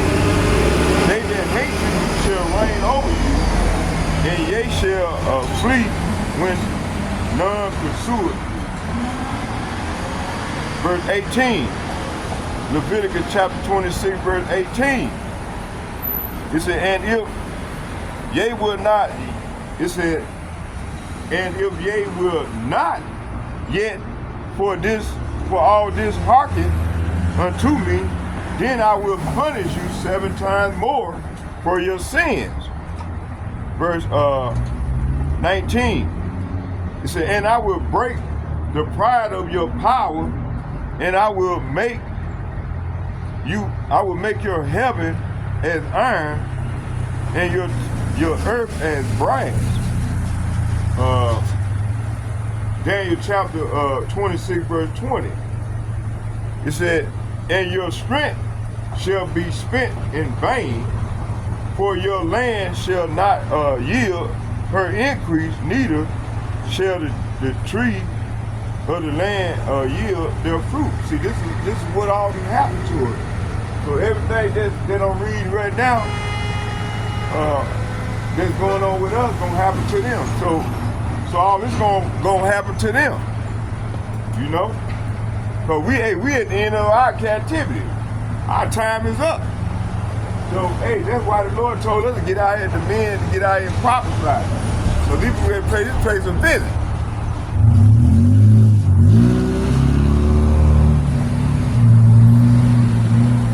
They know it, we know it. You know, the hopefully elect know it, but hey, 2/3 of our people don't know what's going on. You know, they in la la land. They continue to dwell in la la land. What's going on? Continue to dwell in la la land like ain't nothing gonna happen to them. You know, everything gonna be all right. You know, hey, these people don't supposed to be folks, man, but they still folks. The Lord tell us not to put no other king over us. You see, but hey, our people still doing the same old bullshit. Then they can't understand why they at the bottom, because they don't want they want to stay at the bottom. They love the bottom. They want to be continue to be homeborn slaves. You see, they don't want to rule.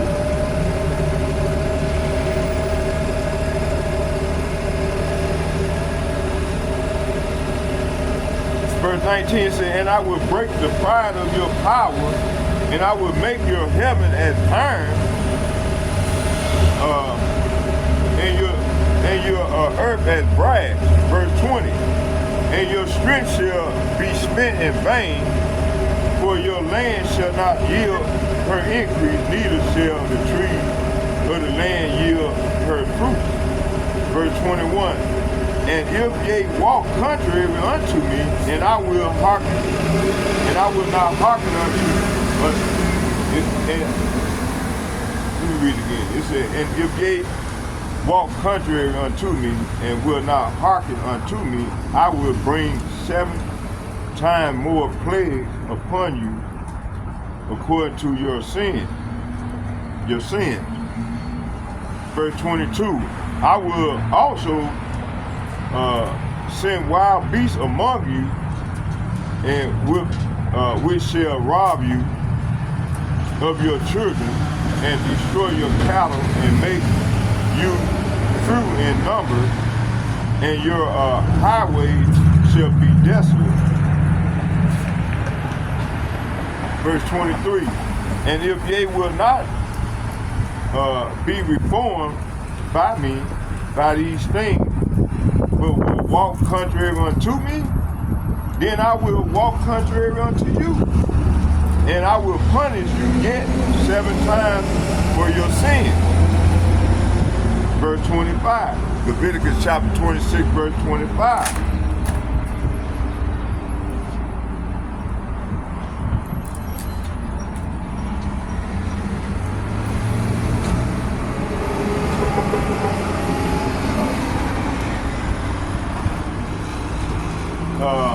What was it? It said, and when I have broken the staff of the bread, of your bread, 10 women shall bake your bread in one oven, and they shall deliver you your bread again by weight, and you shall eat and not be satisfied. Verse 27, but if ye will not for all this hearken unto me, but walk contrary unto me, then I will walk contrary unto you also in fury, and I will chastise you 7 times for your sins. See? Verse 29, Leviticus chapter 26, verse 29. It said, and ye shall eat the flesh of your son, and the flesh of your daughter shall ye eat. Hey, when they had us surrounded in Jerusalem, when the Edomites had us surrounded on every side, you know, back in 7 AD, you know, hey man, that's what happened, man. Our people was eating their kids. They was eating their kids. Because, hey, they had shit off the food. They shit down. They had us surrounded. They had Jerusalem surrounded. So, man, yeah, them women, hey, they was starving, man. They was eating their kids. Hey, that shit gonna happen again right here in Babylon. You see, it's gonna happen right here. You know? Yeah, let's keep it moving. Let's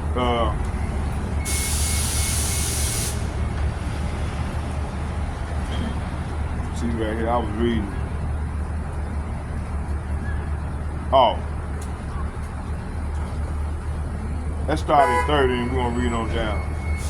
Leviticus chapter 26, verse 30. I will destroy your high places and cut down your images and cast your carcasses upon the carcasses of your idols, and my soul shall abhor you. Verse 31, and I will make your cities waste and bring your sanctuary unto desolation, and I will not smell the savor of your sweet odor. And I will scatter you among the heathen. Say what?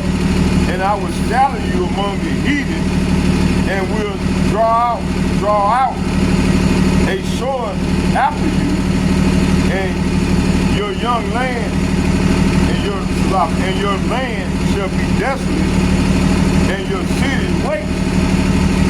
Hey, right now you got the heathen, you got small houses in our land. You know, that land's gonna be, that's why we know that them ain't up. Hey, the land's gonna be desolate. They over there right now slapping the land down. It said, then shall the land enjoy her Sabbath It's not enjoying the Sabbath because you got the wrong people over there. These people claim to be us. It said, and I will scatter you among the heathen, and I will draw out a sword after you, and your land shall be desolate, and your cities waste. Verse 34, it says, then shall the land endure her Sabbath as long as it lieth desolate, and yet be in your enemies' land. Even then shall the land rest and enjoy her Sabbath. As long as it lieth desolate, it shall rest, because it did not rest in your Sabbath when dwelt upon it. See, hey, it's not enjoying on Sabbath now because you got them damn people claiming to be us over there, trampling the land down. Verse 36, it said, and upon them that are left alive of you, I will send a faintness in their heart in the land of their enemies, and the sound of a shaking leaf shall chase them, and they shall flee as they flee from a sword, and they shall fall when none pursueth. Leviticus chapter 26, verse 37, and it reads, and they shall fall upon another as it were before a sword when none pursueth. And ye shall have no power to stand before your enemies. And ye shall perish among the heathen, and the land and the land of your enemies shall eat you up. Okay, verse 39. It says, and they that are left of you shall pine away in their iniquity in your enemy's land, and also in the iniquity of their fathers shall they pine away with them. See? Hey, this is what's gonna happen. They gonna pine away. Hey, so this is what's gonna happen to them. Everything that I'm reading right here, gonna happen to them because they got to drink of their cup. Everything that's written in this book, man, it's gonna happen to them. It's already started. Shit.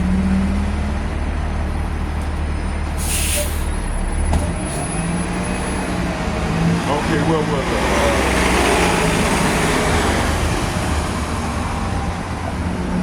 Verse 40.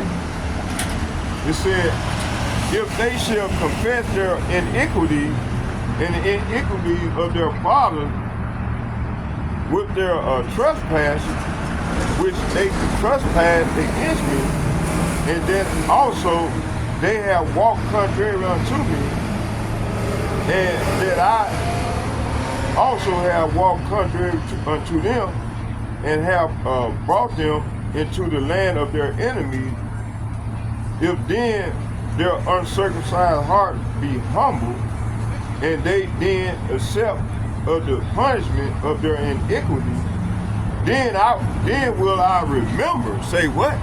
Then will I remember my covenant with Jacob, and also my covenant with Isaac, and also my covenant with Abraham will I remember, and I will remember the land. See?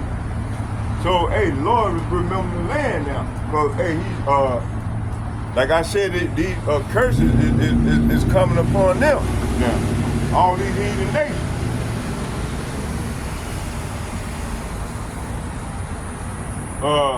Leviticus chapter 26, verse 43. And it reads, the land also shall be left of them, and shall endure her Sabbath while she lies desolate without them, and they shall suffer the punishment of their iniquity, because they despise my judgment, and because their soul abhor my statutes.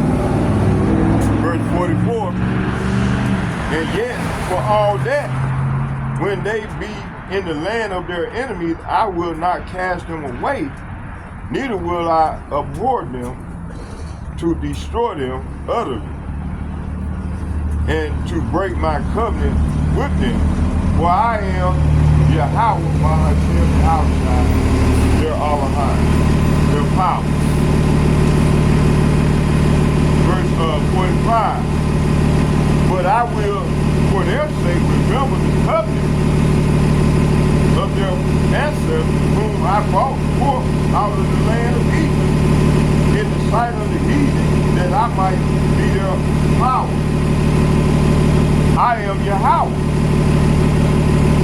Verse 26. It says, these are the statutes and judgments and laws which Yahweh made between him and the children of Israel in Mount Sinai by the hand of Moses. Moses sprinkled that blood on us, man. We've been under this covenant ever since. But you got these churches, man, and been telling us that the law is done away with. You know, and then they bought us a slave Bible. With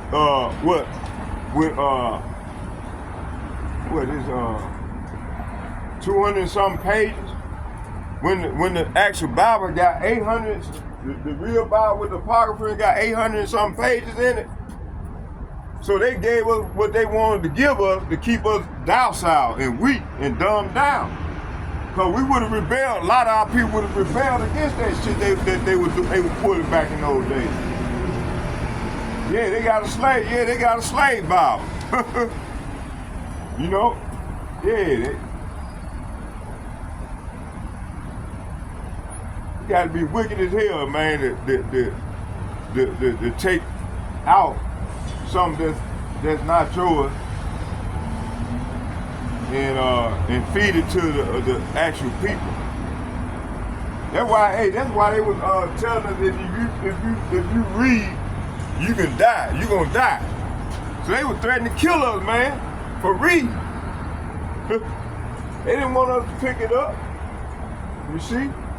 They were putting our people to death for reading. They show you, man, that these people is heartless, is wicked. The wicked ones, man. And then you got these people talking about let bygones be bygones. Man, get the fuck out of here. Man, I bet you if the shoes are turned, y'all wouldn't want no bygones to be bygones. Shit, y'all gonna want our fucking head. Shit.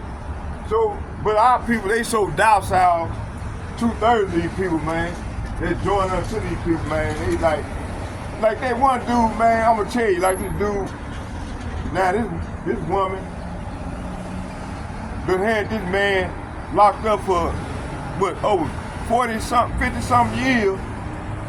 The dude, then she come back and tell, and said that, hey, I lied. After this man spent 50-something years in prison. Then he gonna get out and say, I accept your apology. Come on, man. Man, I've been ready to kill that bitch. See, that's the difference between us. You know, hey, the Lord, hey, you know, hey, that's why they want us dead, man. Because we like our Father. We think like the Father, man. We ain't all docile and weak. Like like 2/3 of our people, these niggas, they scared. Scared as hell, man. They scared to come out here and represent the Lord, man. But hey, start with the other apostles and the like-minded men on down to myself, man. Getting it in for the Lord, you know? That's how much we love our power, you see?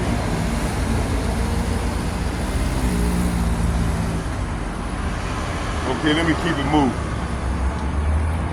Where did I stop at? Let's read Deuteronomy chapter 26, verse 45 and 46 again. It said, but I will, for their sake, remember the covenant of their ancestors, whom I brought forth out of the land of Egypt in the sight of the heathen, that I might be their power. I am Yahweh. Verse 26, Leviticus chapter 26, verse 46. And it reads, these are the statutes and judgments and laws which Yahweh made with him and the children of Israel in Mount Sinai by the hand of Moses. Leviticus chapter 20,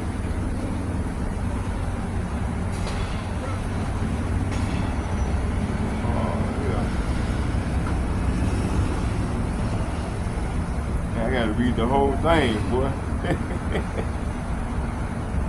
Oh man. So yeah, man, you know, and then now you got Deuteronomy chapter 15 to 68.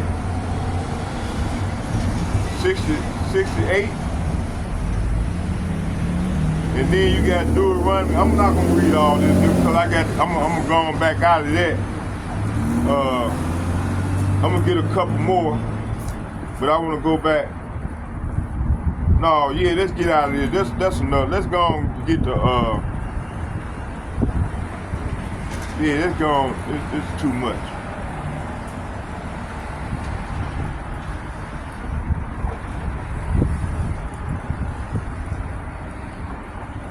Yeah, let's come on out of there. Let's go on back to where we was at. Let's go on back to Daniel 8. Because Daniel 8 is talking about that this New World Order. That's what that's talking about that. That's describing that. The video that I made, that's what Daniel is just talking about, that Daniel 8. So let's go back and read the whole chapter of Daniel 8. That'll be about right. Read them, I'll read that.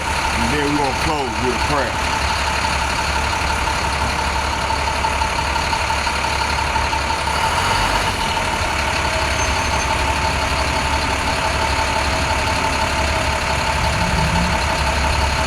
There you go.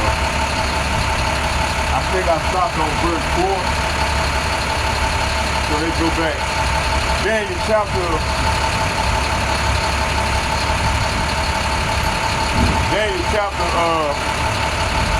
8, verse 4. And it reads, I saw the ram pushing westward and northward and southward, so that no beast might stand before him, neither was there any that could deliver out of his hand, but he did according to his will and became great. So this is saying that so this is how this man became great. You know? Talking about this Babylon. The man of sin, this is how he became great.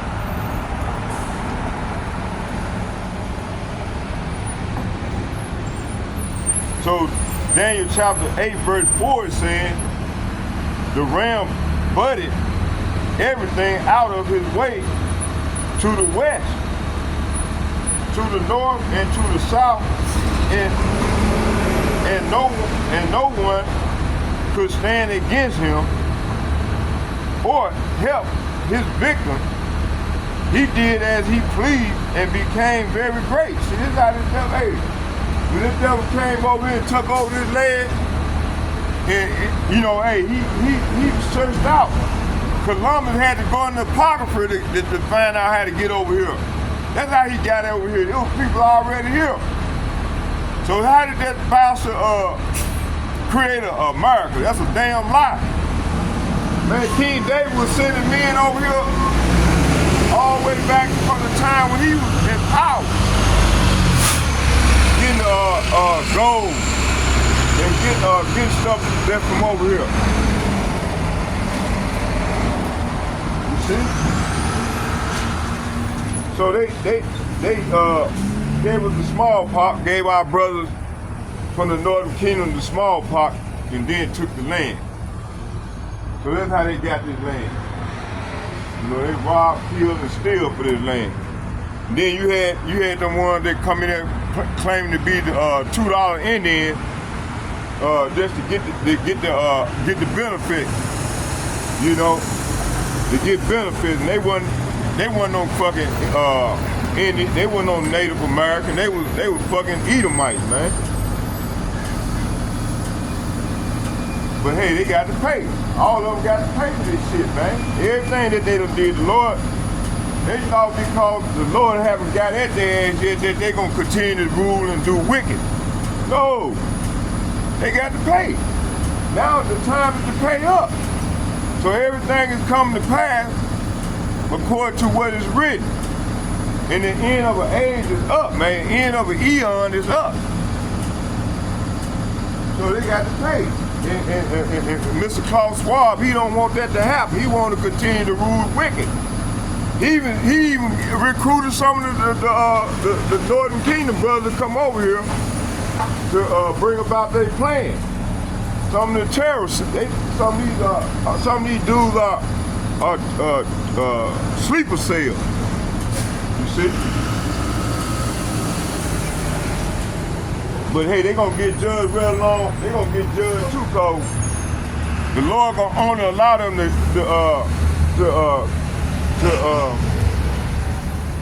to kill so many of our people. But hey, then the Lord gonna lift up a standard, and that standard gonna be by fire. But see, all that got to happen right before the implementation of the mark of the beast.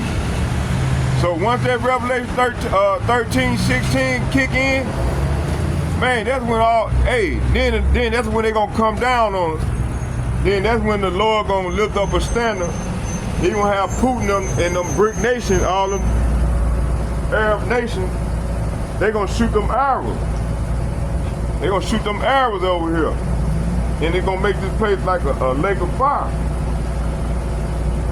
It's gonna become a lake that's burning with fire. But first, that Revelation 13, 16 got to be coming to a place. That's what we waiting on. Come on, Revelation 13, 16. Come on, kick in. You see? But yeah, we still being patient. Okay, let's keep it moving.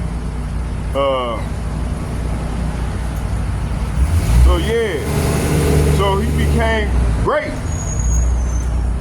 So verse 4 is saying the ram butted everything out of his way to the west and to the north and to the south.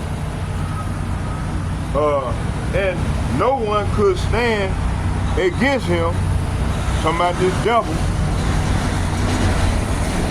or help his victim.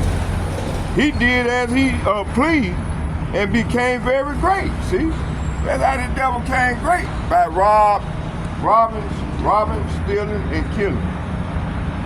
You see, conquering the Hebrews, the Israelites.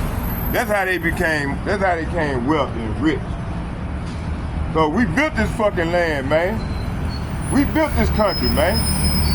And we haven't got shit for our labor. But hey, we don't want shit, we want they fucking head. And the Lord gonna grant us this. You know? This is what's coming.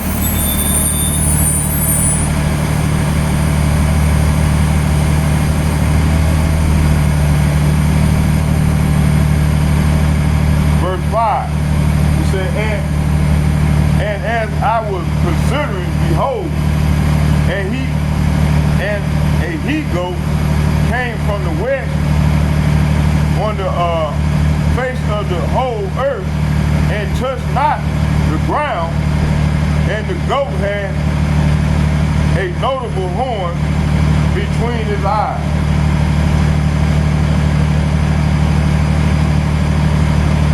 So is saying, verse 5 is saying, while I was watching, suddenly a male goat appeared from the west, crossing the land so swiftly that he didn't even touch the ground. This goat, which had one very large horn between his eyes. Verse 6, and it reads, and he came to the ram that had two horns, which I had seen standing before the river, and ran unto him in the fury of his power. So verse 6 is saying, he headed toward the two-horn ram that I had seen standing beside the river, rushing at him in a rage. Verse 7. And I saw him come close unto the ram, and he was moved with a collar against him, and smote the ram and break his two horns. And there was no power in the ram to stand before him, but he cast him down to the ground and stamped upon him, and there was there was none that could deliver the ram out of his hand. So verse 7 is saying, in the NLT, it said the goat charged fiercely at the ram and struck him, breaking off both his horns. Now the ram was helpless, and the goat knocked him down and trampled him. No one could rescue the ram from the goat's power.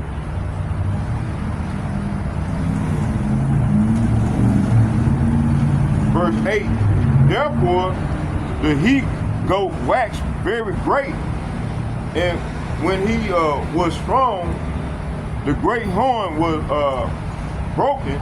Say what? The great horn was broken, and for it came up four notable ones toward the four winds of heaven. So that first goat, that first two horns must have been the Roman Empire, that first Roman Empire. You know? I think that first one was the first Roman Empire. Cause you know it said the beast was wounded. Say he was wounded, but he did come back. So that represents that he was Rome was bought down, was bought out of. They was destroyed. They was destroyed like this place gonna be destroyed. But hey, you know, they came back into power around the time of the Renaissance period. Because we ruled for 1,000 years. So they were cast in hell for 1,000 years. They were cast down to the earth, which is the hell. You see, for 1,000 years. See? Okay, let's keep it moving.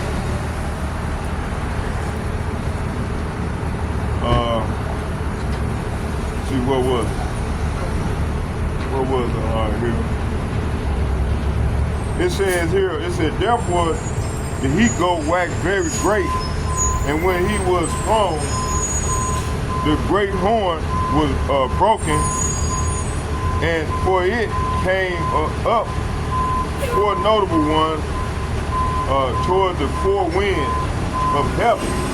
So this is saying here the goat became very powerful, but the height of his power, his large horn was broken off, and in the large horn's place grew 4 prominent horns, pointing in the 4 directions of the earth. Okay, let's get this little horn. The little horn represents talking about America. America is the little horn. It said, and out of one of them came forth a little horn, which waxed exceedingly great toward the south, toward the east, and toward the pleasant land. So verse 9 is saying, then from one of the prominent horns came a small horn whose power grew very great.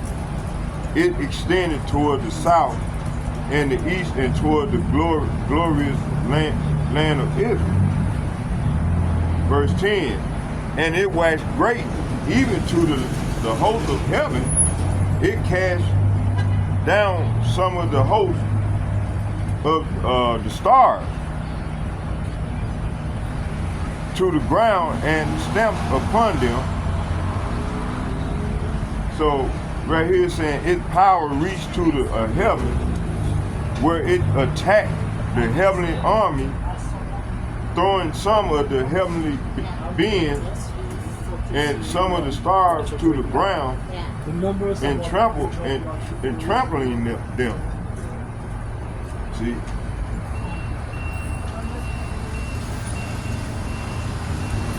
Verse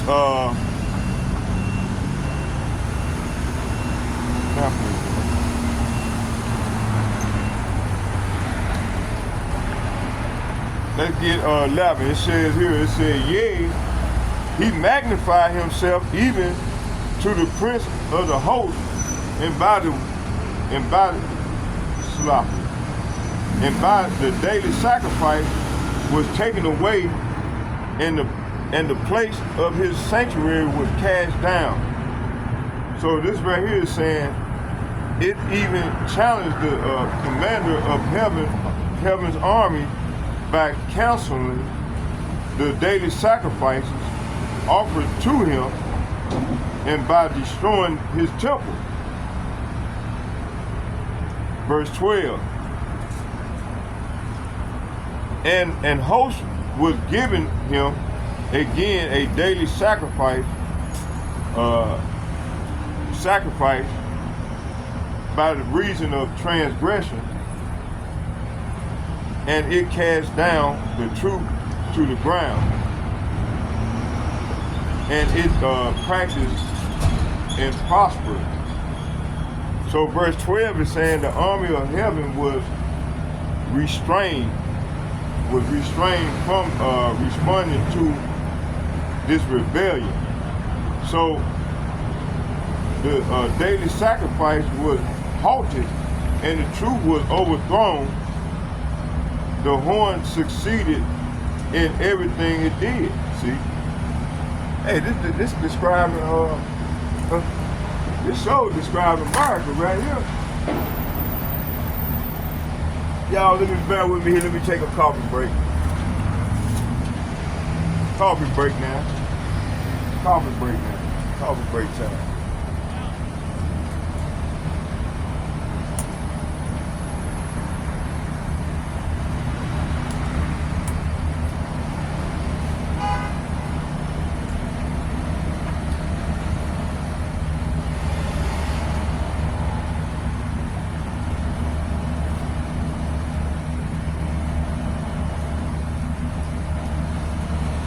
I could bring this out, but I'm gonna if I got anything wrong on it, y'all, I'm gonna make up for it, because the brotherhood, they gonna let me know. They'll let me know if I got anything wrong or went off in any way.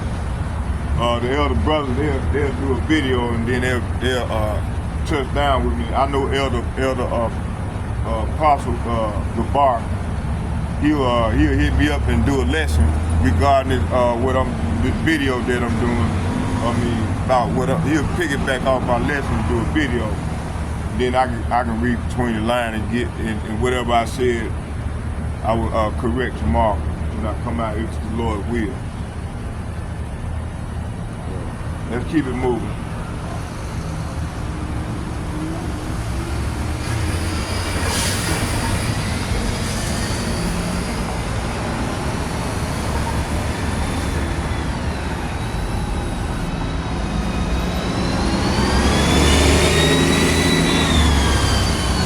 What was it here? What time we got it? Okay.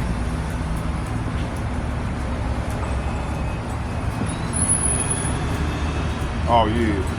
So verse 12 is saying the army of heaven was restrained from responding to this rebellion. So the daily sacrifices was halted and the truth was overthrown. The horn succeeded in everything it did. Let's get verse 13. Said, then I heard one saint speaking, and another saint said unto that certain saint which spake, how long shall be the vision concerning the daily sacrifice and the transgression of desolation, to give both the sanctuary and the host to be trodden underfoot. That's a time and a half, you know, that this supposed to happen. So then I heard two holy ones talking to each other. One of them asked, what's going on? It said, then one of them asked, how long will the events of this vision last? How long will the rebellion that causes the desecration stop the daily sacrifice? How long will the temple of heaven's army be trampled on? Verse 14. It said, and he said unto me, unto 2,300 days, then shall the sanctuary be cleansed. So, hey, this is what's going on. This process is going on right now, as I'm prophesying. You see? So right here, the other reply, it will take 2,300 evening and morning, then the temple will be made right again. Verse 15. It said, it reads, and it came to pass when I, Daniel, had seen the vision and sought for the meaning, then behold, there stood before me as an appearance of a man. Verse 16, and I heard a man's voice between the banks of a lyre, which called and said, Gabriel, make this man to understand this vision. So verse 15 is saying,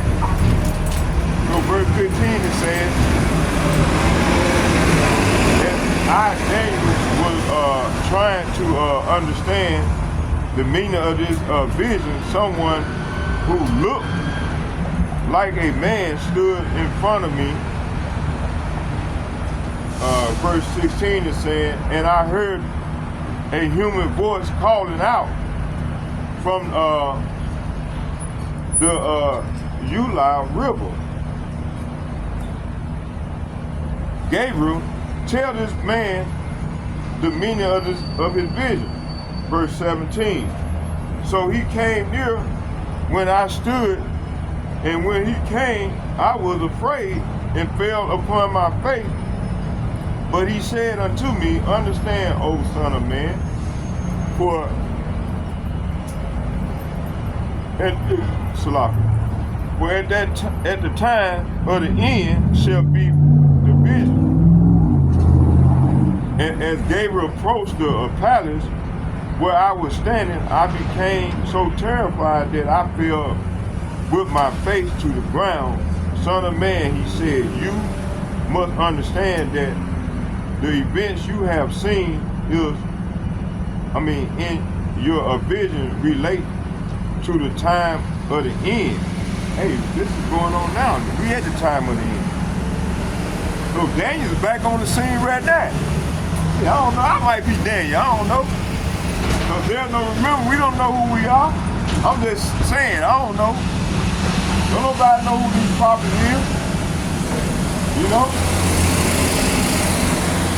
We know that everybody, all the prophets that said they were going to be back in the latter days is back in their life.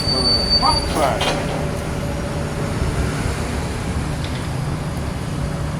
Verse 18, it said, now, as he was speaking with me, I was in a deep sleep on my face toward the ground, but he touched me and set me upright.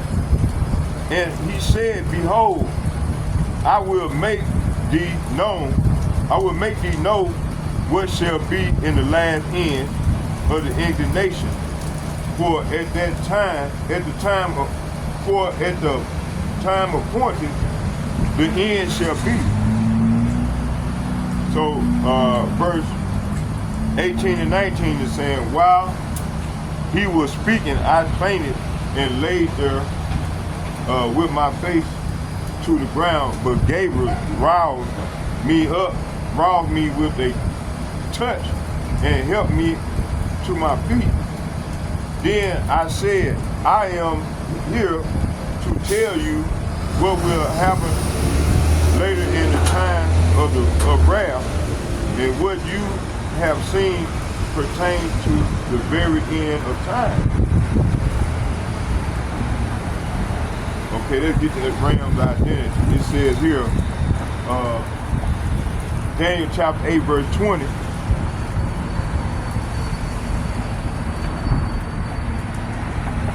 Then the ram that which thou sawest have two horns are the king of, it said the two horns are the kings of the Media and Persia. So the two horns ram represent the king of the Media and Persia. Okay, the goat. Daniel chapter 8, verse 21, it says, and the rough goat is the king of Grecia, and the great horn that is between his eyes is the first king. Verse 21 is saying, shaggy male goat represent the king of Greece, and the large horn between his eyes represent the first king of the Greek Empire. Okay. That got me right there. So I was wrong, dude. And so these two horns represent the Media Persian Empire.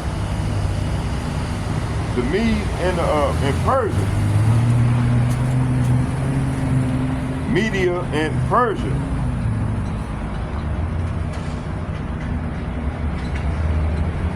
Okay, verse 22.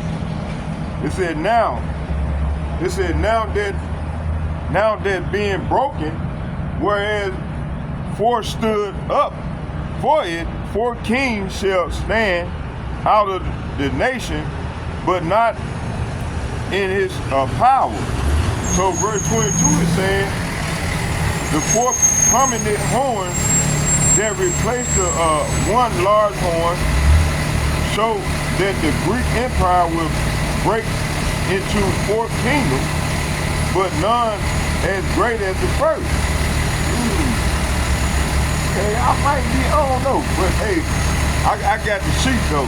I got that sheet. I'm gonna go home and study the sheet. I did a little studying the other night, so I'm gonna study this until I get it down pat.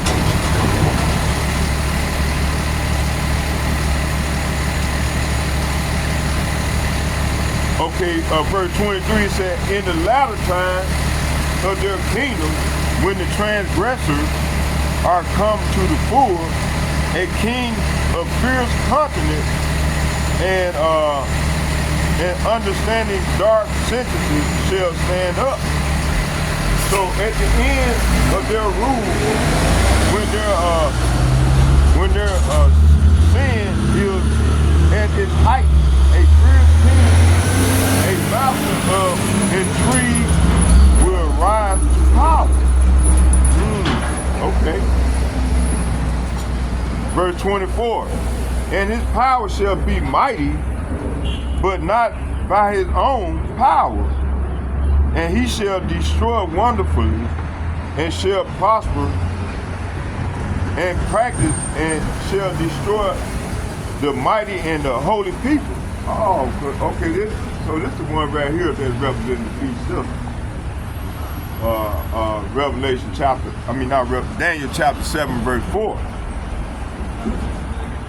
Talking about this beast with them 10 horns, which is America and NATO and their allies in the Roman Catholic Church. So this is their corporation. It's a corporation.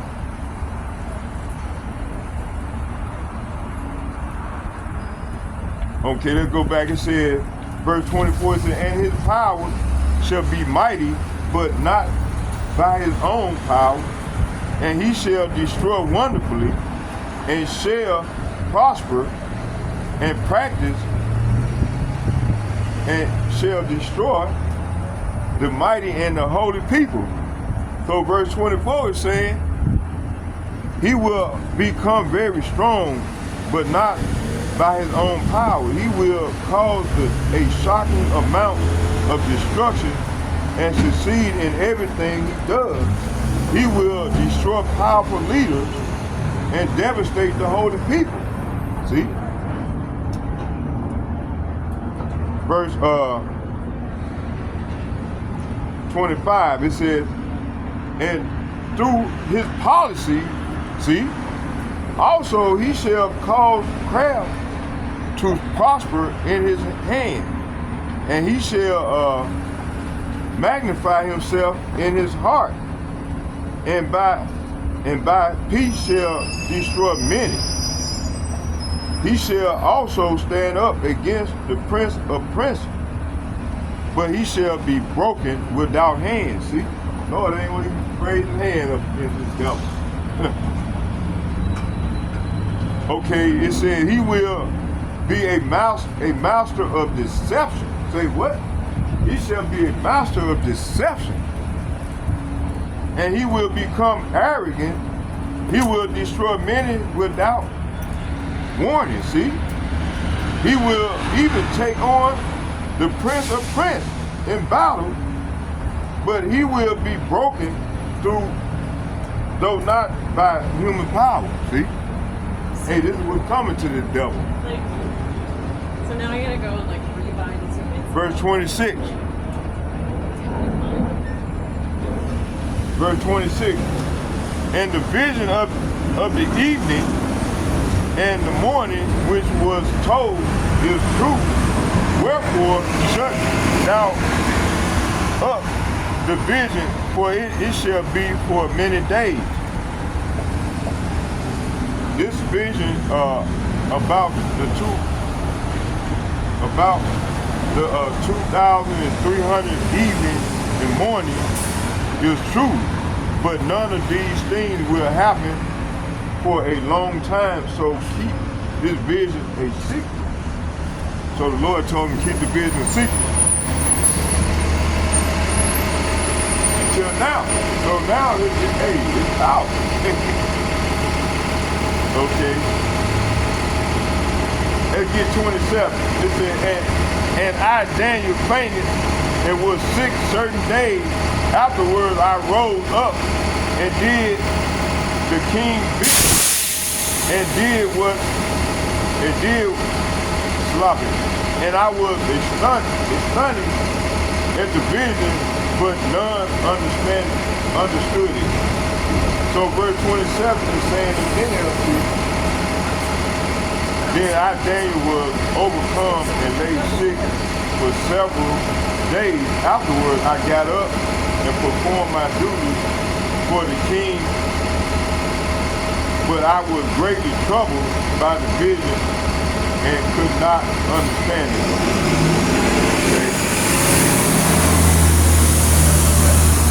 Okay, you know what? I'm going to get a couple more precepts and then we're going to close with prayer.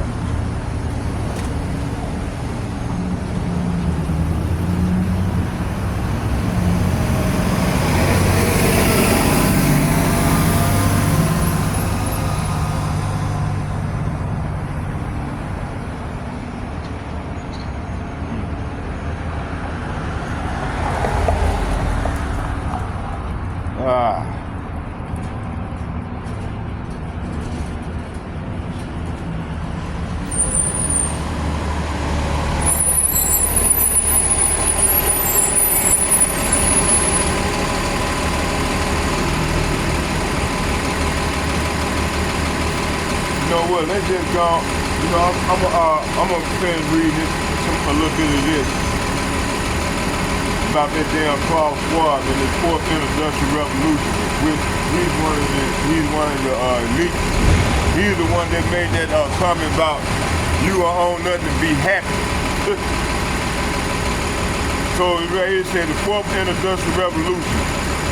Fourth industrial revolution.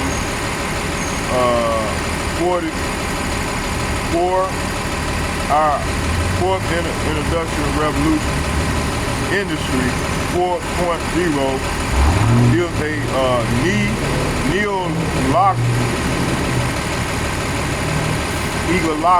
egalism describing rapid technological advancement in the 21st century. It follows the third industrial revolution, the information age. The time was popularized in 2016 by Klaus Schwab, this devil, in the World Economic Forum, founder and executive chairman, who exerts that these developments represent a significant shift in industrial capitalism. A part of this phase of industrial change is the joining of technology like artificial intelligence, gene editing, to advanced robotics that blur the lines between the physical and digital and biological world. Throughout this fundamental shift are taking place in how the global production and supply network operates through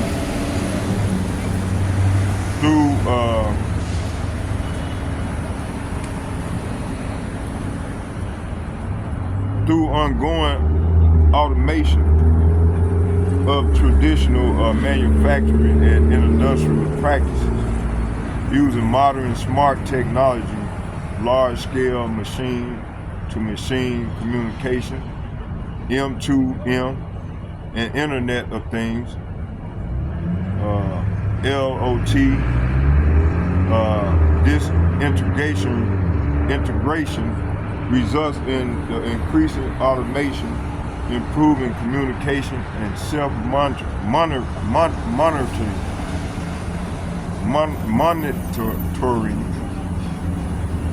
and the use of smart machines that can analyze and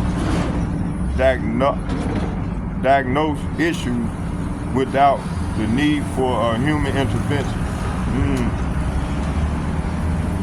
Okay, it also represents social and political and economic shift from the digital age of the late 1990s and early 2000s to an era of embedded connectivity distinguished by the ambiguity of technology and society and metaverse that changes the ways humans experience and know the world around them. It posits that we have created and are entering an augmented social reality compared to just the natural sense and industrial ability of humans alone. The fourth industrial revolution is sometimes expected to mark the beginning of an image age where creativity and imagination become the primary drivers of economic value. So hey, these devils, they trying to make us in the Internet of Things. They want to make us into man, into machine. So that's where that Revelation 13:16 come in at. And see, this is what they trying to bring about. That Revelation 13:16. So once they come into play, then that's when the Lord everything's speeding up right now, and it's gonna pick up. But then some of us gonna die for being mourners for this thing of ours. But they ain't gonna be able to get all of us, cause then the Lord gonna lift up a standard, and they're gonna be by fire. You know. So, like I said, I hope you all was edified. Time for me to get on out of here. I ain't want to go over 3 hours. So this is long enough. So I hope you all was edified and come out tomorrow, if it's the Lord's will, and continue to do his work in Yahweh Hashem, Yahweh Shai's name. So let's get a prayer in. Barakatah Yahweh, Barakatah Yahweh Shai, Barakatah Yahweh, Barakatah Yahweh Shai, Allah, Yahweh, Bahashem, Yahweh Shai, Bahashem, Barakatah. Shalom. Hey, and second and foremost, I'd like to give double shouts and double honor to all the elder apostles from GMS who rule well, and also the men of valor. This for all the elder apostles from both camps. And second, I'd like to give shouts out to all the like-minded men as myself on down, as myself. I'd like to say shalom to y'all. May Yahweh Hashem, Yahweh Shai bless you all. Shalom, shalom, shalom.